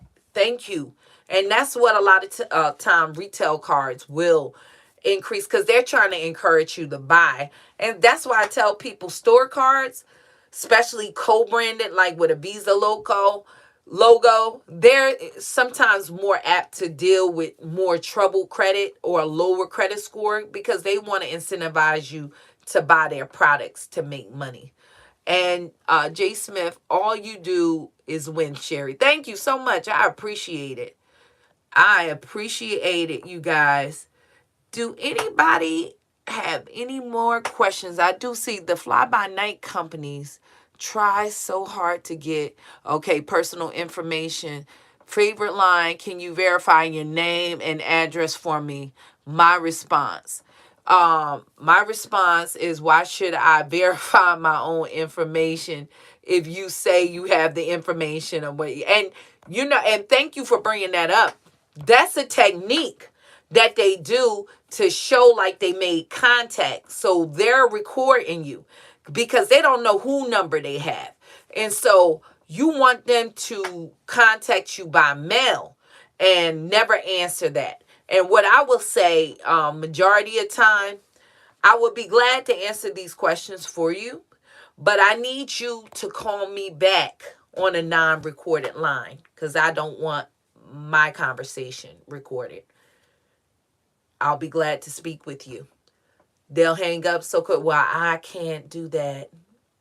Yeah, because they need to record you to try to trap you up in a verbal agreement. So be careful with them. And like you were saying, no, don't give them any information. If they're not doing it in writing, darn sure don't ever talk to these people over the phone.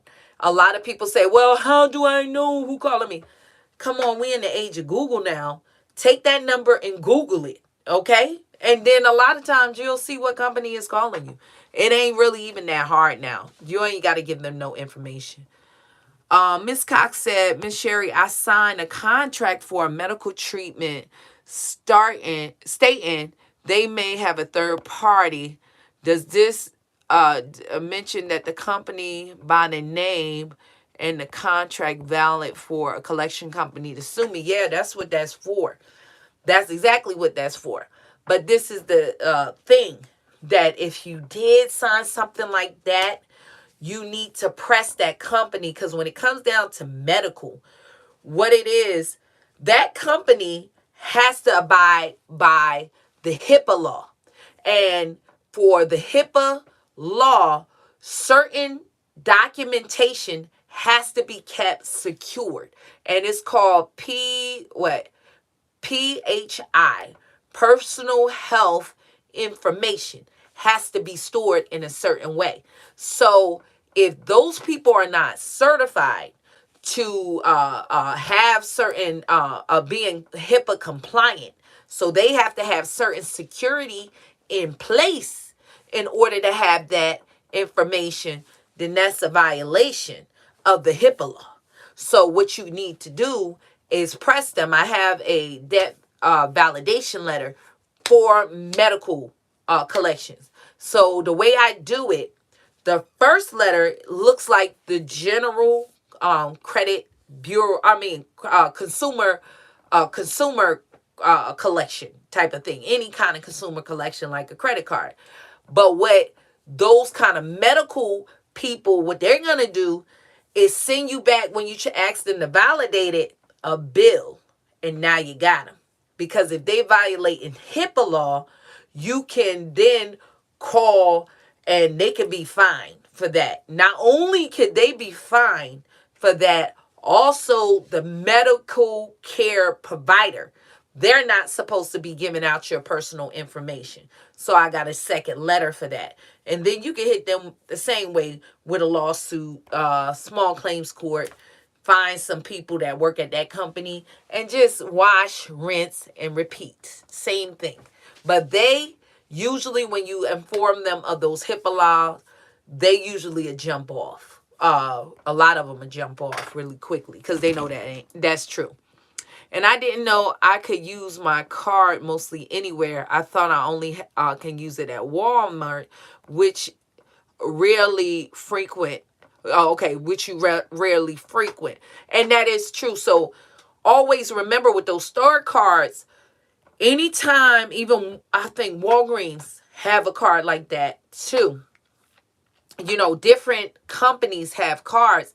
If it has a Visa or a MasterCard logo, you can rent a card with that. Now, a lot of these cards maybe have a higher APR, but it's not as high and they don't have annual fees like a Credit One Bank or First Premier credit card. But you can use those cards with a Visa logo, MasterCard logo, even at Walgreens, you know, different stores like that. If Walmart, if it has a Visa logo, you can rent a car, you can get a hotel room, you can use that anywhere because of the Visa logo. So thank you for that input. Mr. Campbell said, are there any companies that you do not want to dispute? It depends, like, what I would say with that, Mr. Campbell, it depends on what kind of companies there are. Like, say a credit card company, right? Say if you had American Express or Chase, a Navy Fed is definitely there. Navy Fed there. Some relationships you got to rebuild. Like, you can't burn everybody. And there's some people that try to burn everybody. It might be a large amount they owe them or whatever, but where are you to go?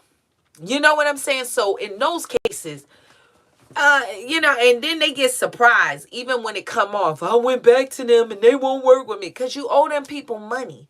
If I borrow money from you and then you put it on a report that I owe money, borrow money, and never paid you back, or somebody, I love people because a lot of people are selfish. So let me do it this way.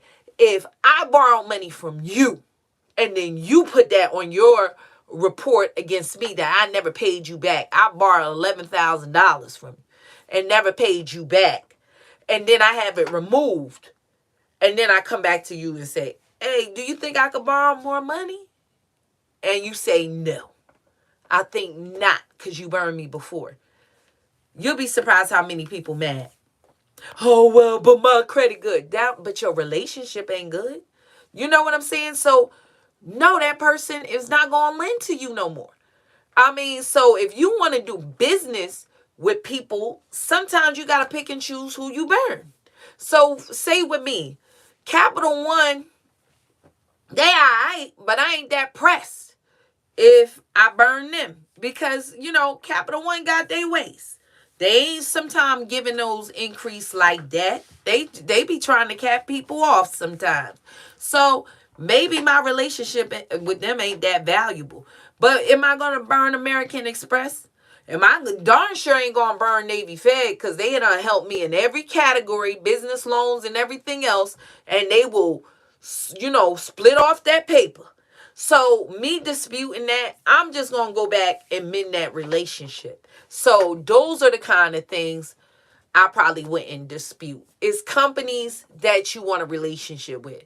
Anything else like bankruptcies and stuff, or companies you really don't care about, oh, have at that. Yeah, dispute them. Those are the only ones. It's just like some people have a mindset, you got to go somewhere. So if you had all those big cards at that time, and well, where you gonna go? That's like somebody say, you know, I gotta put a lot of work in this house, and I'm just gonna burn it down, whatever. I don't want this house no more. I'm burning it down. This raggedy ass house or whatever. Well, where you gonna go? Where you gonna go? You gotta go somewhere. So you gotta remember that. You gotta go somewhere where you gonna live. So you gotta learn about that. So that's the only time I would not dispute. I'll just go and settle. All right. So think about that. Yep, I learned from you a ton, Sherry. Call me back on a non-recorded. Yep, and you absolutely right. Never speak to them. Never. And somebody said, I remember I said, let you know they're being recorded too. So when you tell them they being recorded, yeah, a lot of times they don't like that at all. And she said, yep, PP, what? HIPAA and PHI. And that, yes, personal health information. And Loretta said, wow, what do you know? What you don't know can hurt you, because I have not known that. And that's absolutely true. And thank you, Miss Cox. I love you more. Thank you so much. And Mr. White said, thank you, Sherry. It's been 3 months since I've been out of bankruptcy, and my credit score it's already in the mid 700s. Oh, great going. I just applied the knowledge you given Alabama. Congratulations, Mr. White. And that's the thing. People think like after bankruptcy, you just got to know what cards you got to go for and how to build. Now, one thing I will say about Credit One Bank, that's the only positive thing with Credit One Bank. With bankruptcy, they will deal with people. So if you're a person that, say, in a Chapter 13 bankruptcy, unlike Chapter 7, Chapter 13, they're in a payment plan for 5 years. There's some card companies that will give you a credit card if that bankruptcy been discharged. Now, with a Chapter 7, it's discharged very quickly. But with a Chapter 13, it might take 5 years. But Credit One Bank will give you a credit card with a Chapter 13, where a lot of companies won't. So I know they could be predatory, and maybe that $300 might not matter to somebody else. But for someone who, filed for bankruptcy and don't have any credit cards, can't rent a car, and that $300 credit card can help increase their credit score, starting with Credit One Bank. So though that might be one positive way of Credit One Bank can help somebody in that situation. So when you have a low credit score, I Google credit card companies with my low credit score, so I don't get too many hard hits. My channel, I have tons of credit builder cards, and I always break down the credit bureau they're pulling for and the credit score that they're beginning or starting to take. So that's a way. I'm also going to drop another video on some information on how you can get certain credit cards now, that you don't even need a hard pull at all. Now, what I always put majority on my channel is pre-qualified or pre-approvals. So pre-qualifications and pre-approvals is how you're going to minimize your hard inquiries, because what you're going to do is go there and see if you pre-qualified first. It doesn't necessarily mean when you apply for the card you're guaranteed to get it, but what it does, it lets you know whether you look like the credit profile they will work with. If you're not pre-qualified, you wouldn't try to apply for that at all. Another thing with people, if you know and you're monitoring your credit, if you have even got qualifications in the mail, like pre-quals in the mail, and you just know a collection hit and they say, oh, by this date, apply for this card, don't do it. No, most of the times, because that new item came up, they sent that mailing probably before that came on your credit. So I would be weary with that. It's not guaranteed. So you want to do a combination of monitoring your credit across the board and finding credit card companies that's going to work with your strongest or pull from your strongest credit report, whether it be Equifax, TransUnion, or Experian, and making sure nothing negative that is new reporting on your credit report, and try to do with pre-qualifications. Joe B said, I'm having trouble finding contractors for preservation work. Did you get the book that I have? Because I have some companies there. And I have some information on how you can find those companies. So I have a whole book for that. And so a lot of companies that's doing mortgage inspections many times also have companies that do property preservation. Some of those companies do both. So check that out. Sherry, thank you, Sherry. I'm learning something now. Thank you, Lord. That's why the Bible say my people perish for lack of knowledge. Not tonight. Thank you so much. What is that? That was that's Amos, right? The book of Amos. And Miss Tanya says, would you recommend establishing a LLC for working in the field? I mean, I did after I started working. So then I did that and I switched my information. But one thing I will say about people are real big about, oh, I just started a business, meaning they established the LLC and they ain't never making no money. They, every year I got a business, but they ain't making money. My philosophy, make the money, then establish the LLC. You're in business if you're doing business. So you can do business in your own name. So if this is going to stop you from going to make money, no, I made money first and then established the LLC. Because if you don't have the capital, then you can do it that way. So, but if you're a person say, I'd rather do that, I have the money, I'll do the LLC first, we'll do that first. So it all depends on you. But I'm the type of person, I'm going to make money first, then I can invest it in that. And that field don't have tons of liability on you personally. So it don't have tons. So if it's something else like a trucking business, I might not do that in my own name. You're a lawsuit on wheels. But in this industry, I mean, me and myself personally, I didn't do it that way. But that don't constitute legal advice, and I'm not a CPA. So that's just how I did it. Thank you. One more question. Are there any collection companies that you do not want to dispute off, possibly from being sued? To dispute off your credit report from being sued? I mean, I don't know. Like for me, I don't care about being sued. I just use the same principle. If you sue me, I'm suing you.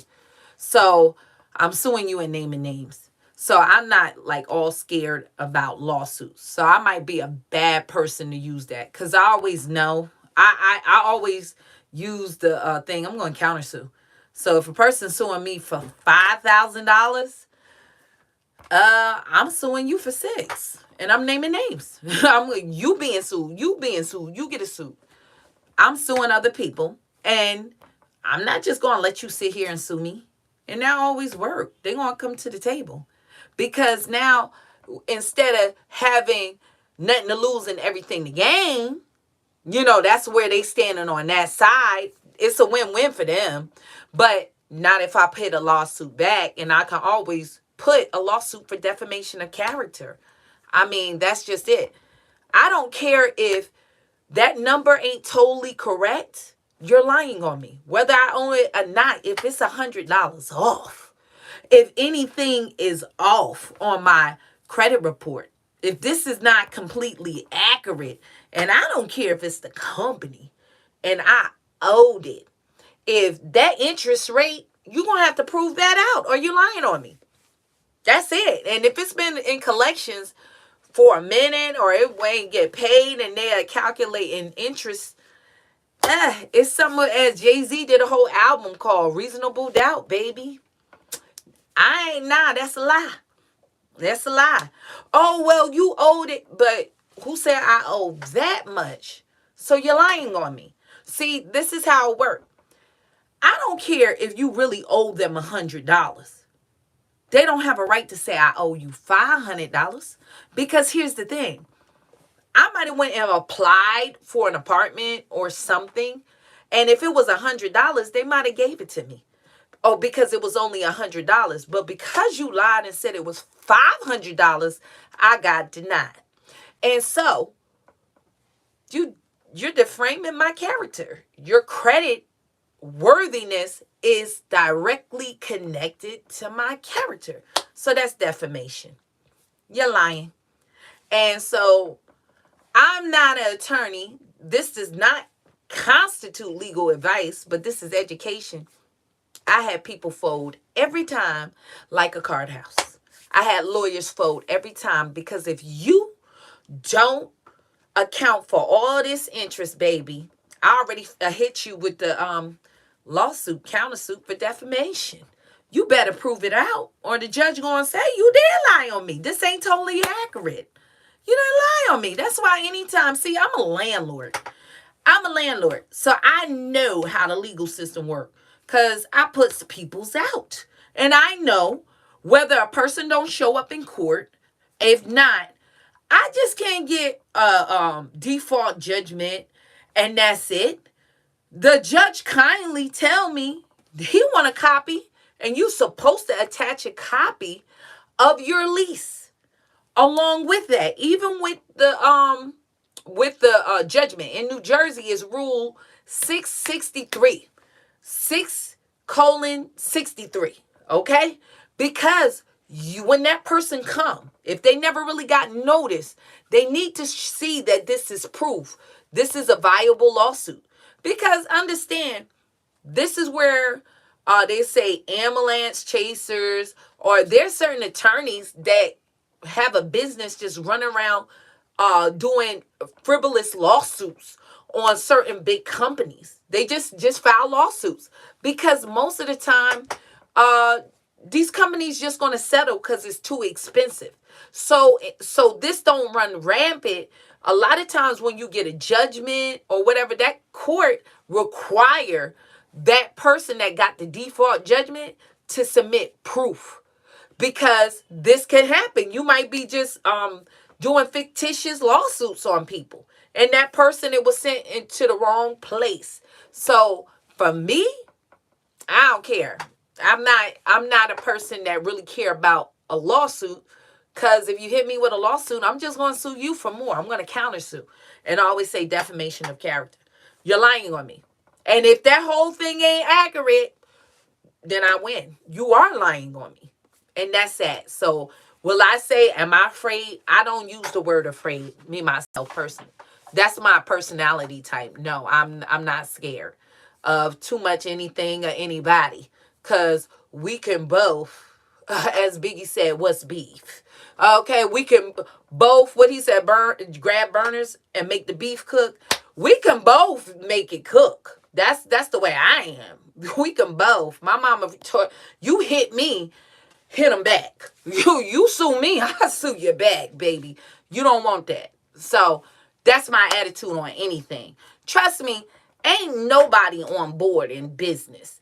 Everybody, one thing you got to learn, if you don't listen to Sherry about one thing, listen to this. When it come to big business, being compliant is expensive. They never are. Okay? Everybody got a misstep. The mortgage industry, they misstepped. That's even when they was doing robo signings. Even when people was behind, they wasn't doing stuff right. A lot of people shook their foreclosure, okay? Because nobody, none of them, being compliant and following the rules is expensive. Big businesses don't like to follow rules. They're not going to follow it to the T. Everybody got some dirt in doing business. You just got to find, once you know that, you accusing me, you ain't right neither. So why would you be scared? This is my thing. Why would I be scared of a lawsuit? We can take it in there and I can do it. I can make up an argument, and it's always going to be defamation of character. You lying on me. And if anything is inaccurate, it's a lie. That's it. It's a lie. You lied. I don't care if I owed them. I had folk I owed them. But you got to prove this is accurate. Always remember, the burden of proof is on them, not you. They got to prove it out, not me. And as soon as they say lied, yeah, you lied on me. Well, where? To who?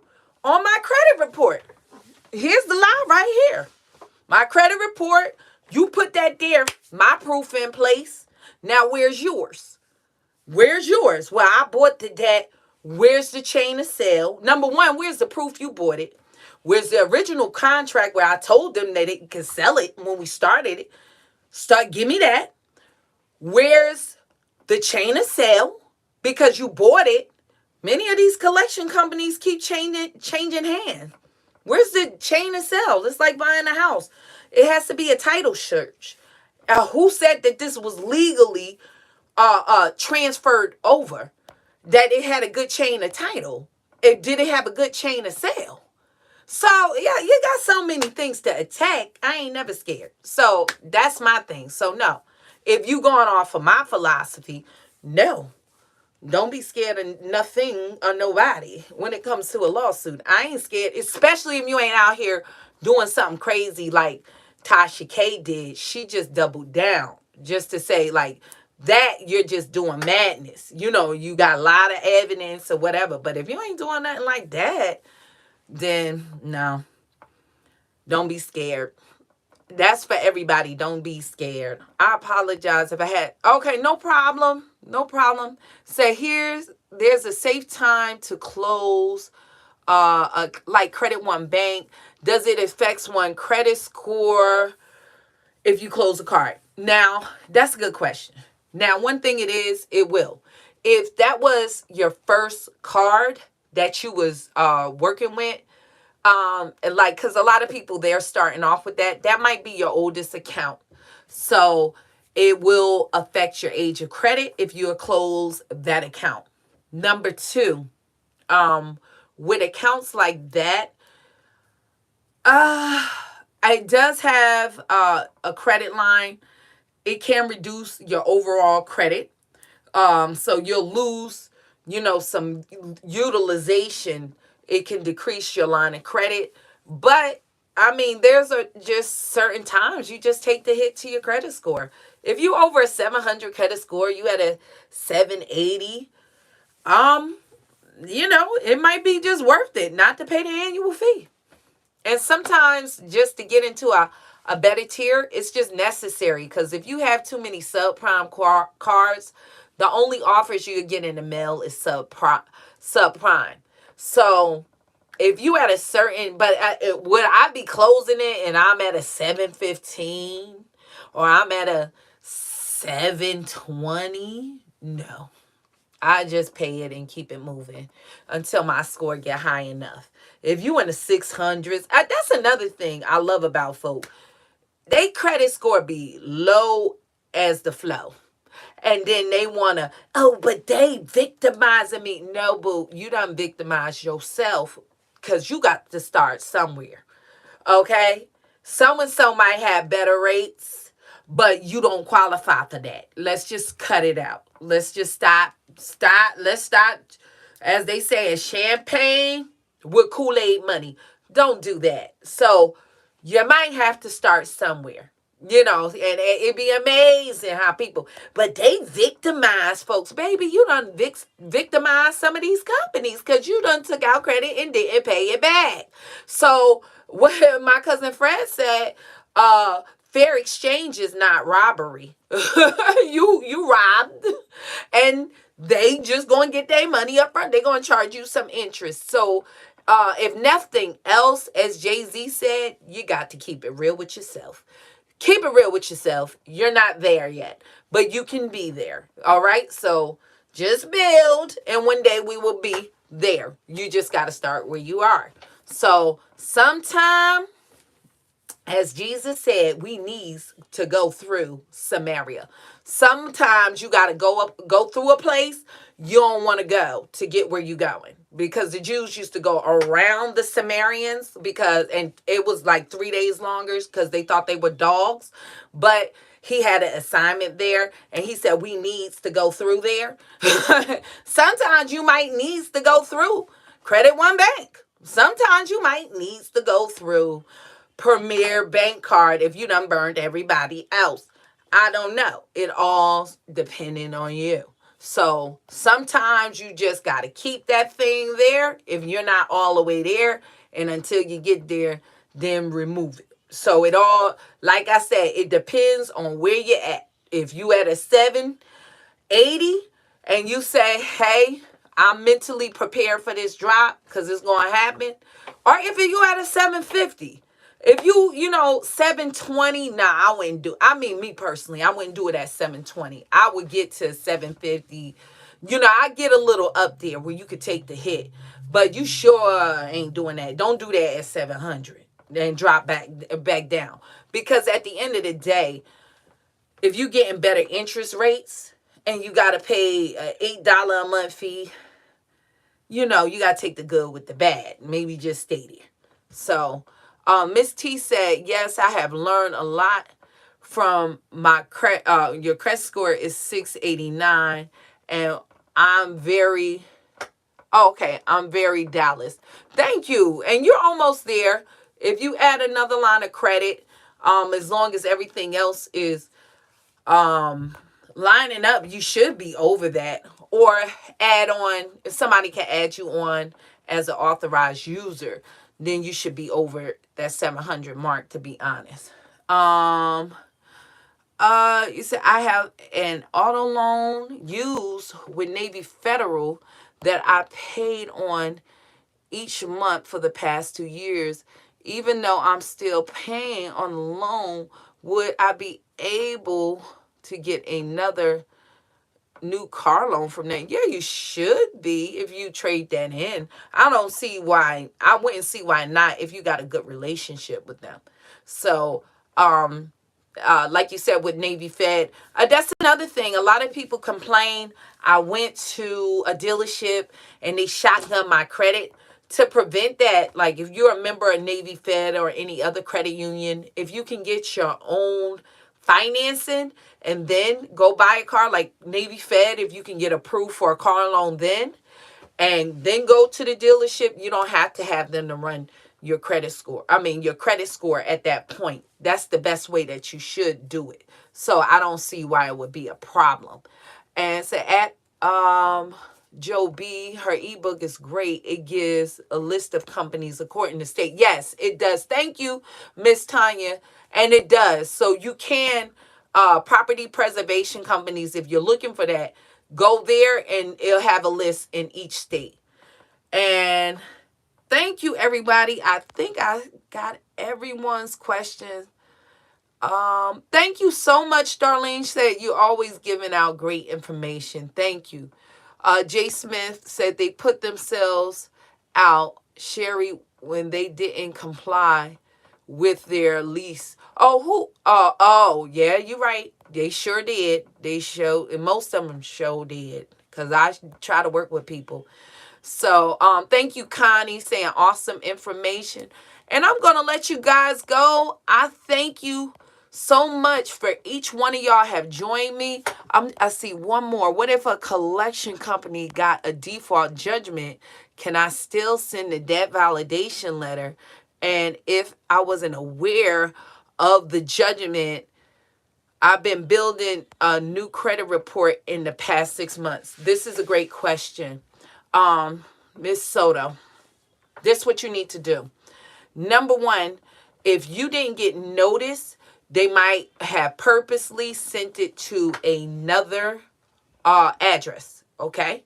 So they are known to do that. Credit companies, I hear my baby crying. So sometimes my husband is, I'll let her cry. Let me get in there. But what you need to do is you need to talk to an attorney. I have a video on how to get an attorney service, like less than like $35 a month. Because what you're gonna need to do, and like, cause I'm not an attorney, but I can tell you what happened for educational purpose, what I did in my state. With a default judgment, it has to do with the court rules of your individual state. So every state got different court rules. And so with the default judgment in my state of New Jersey, what you have to do is not whether the lawsuit is true or not. It has to do with you not answering the court. And many times they will put the wrong address there. But what happens is some kind of way the court considered the service good. So in the state of New Jersey, all they have to do to serve you is with a small claims court lawsuit is send a certified mail letter, and if the post office don't return it as like you don't live there, they're considered a good service. Different states might have, somebody might have had to physically be served. So what you need to do is find out in your state. You might can even call the court to find out how do you overturn a default judgment. Usually it's called a motion to overturn or a motion to vacate a default judgment. Now, you might need to talk to an attorney on how you do that in your state, how to vacate a default judgment. And usually you're going to have to file a motion.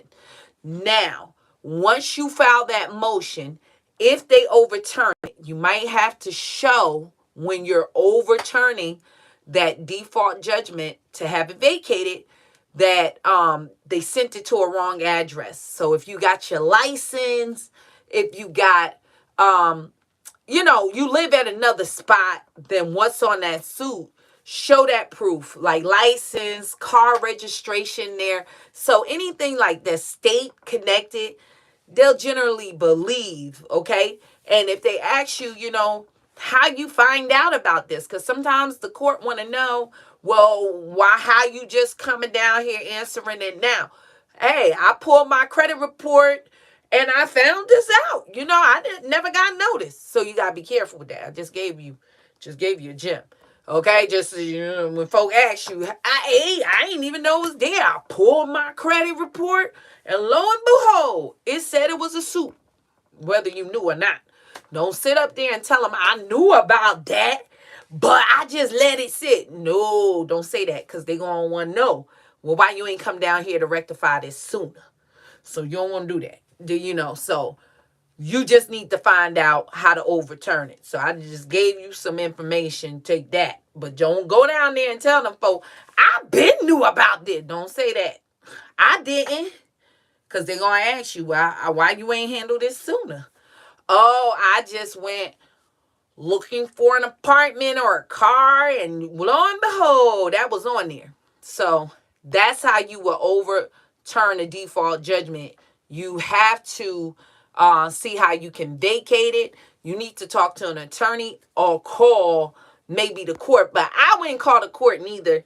The reason why, because if you let it call them, you know what? They'll know that you know about it. You need it, because if you call, you're going to have to act on it. Because if they see that you know about it and you ain't handle it, it can stay too. So be careful with that. Somebody said, I meant to get a separate loan for a new car. They might let you apply if you got enough income. They might let you apply as long as you can pay for it. Then you can apply for it. You just call them and ask them up for a new car loan. People have more than one car, so that's not unusual. Um, Miss Cox said, "What's the maximum inquiries per bureaus? No more than 6. If you got more than 6 in a 2-year period, you're stretching it." And Miss Soto said it's been 4 to 5 years. It still don't matter, as long as you ain't know about it. Because one thing you got to be careful about in my state, a default judgment can stay up to 20 years, and then they can renew it for another 20. So it can stay on your credit report for a max of 40 years. Now that's state by state, but it ain't like that credit stuff. It don't go away. A judgment has really not much to do with credit. It has to do with a legal action to physically collect, where they can have put a lien against your home, or whatchamacallit, says statute of limitations. Statute of limitations, they got the lawsuit. That, it depends on your legal thing. This is not like what you think for your credit. The statute of limitations can be longer. So for my state, they can have it on there 20 years. That judgment can sit, and they can renew it for another 20 years. So it all depends. So it's not like with your credit, it just falls off. What you might be saying, more or less with the statute of limitation, the time frame they have to sue you, but they sued you and got the judgment. So it all depends on how long that judgment can stay there. But if they sued you, a lot of times with the statute of limitations, if they don't sue you in a window of time, like a 2-year time period, depending on the debt, but they actually sued you and got the judgment. So find out with your state, how long will that judgment be able to sit. I know in New Jersey, they can get it to sit for like 40 years. So thank you all for joining me. I really appreciate it. I will see y'all next week. If you have questions that you come up with, I hope to see you guys next week. Be safe and be blessed.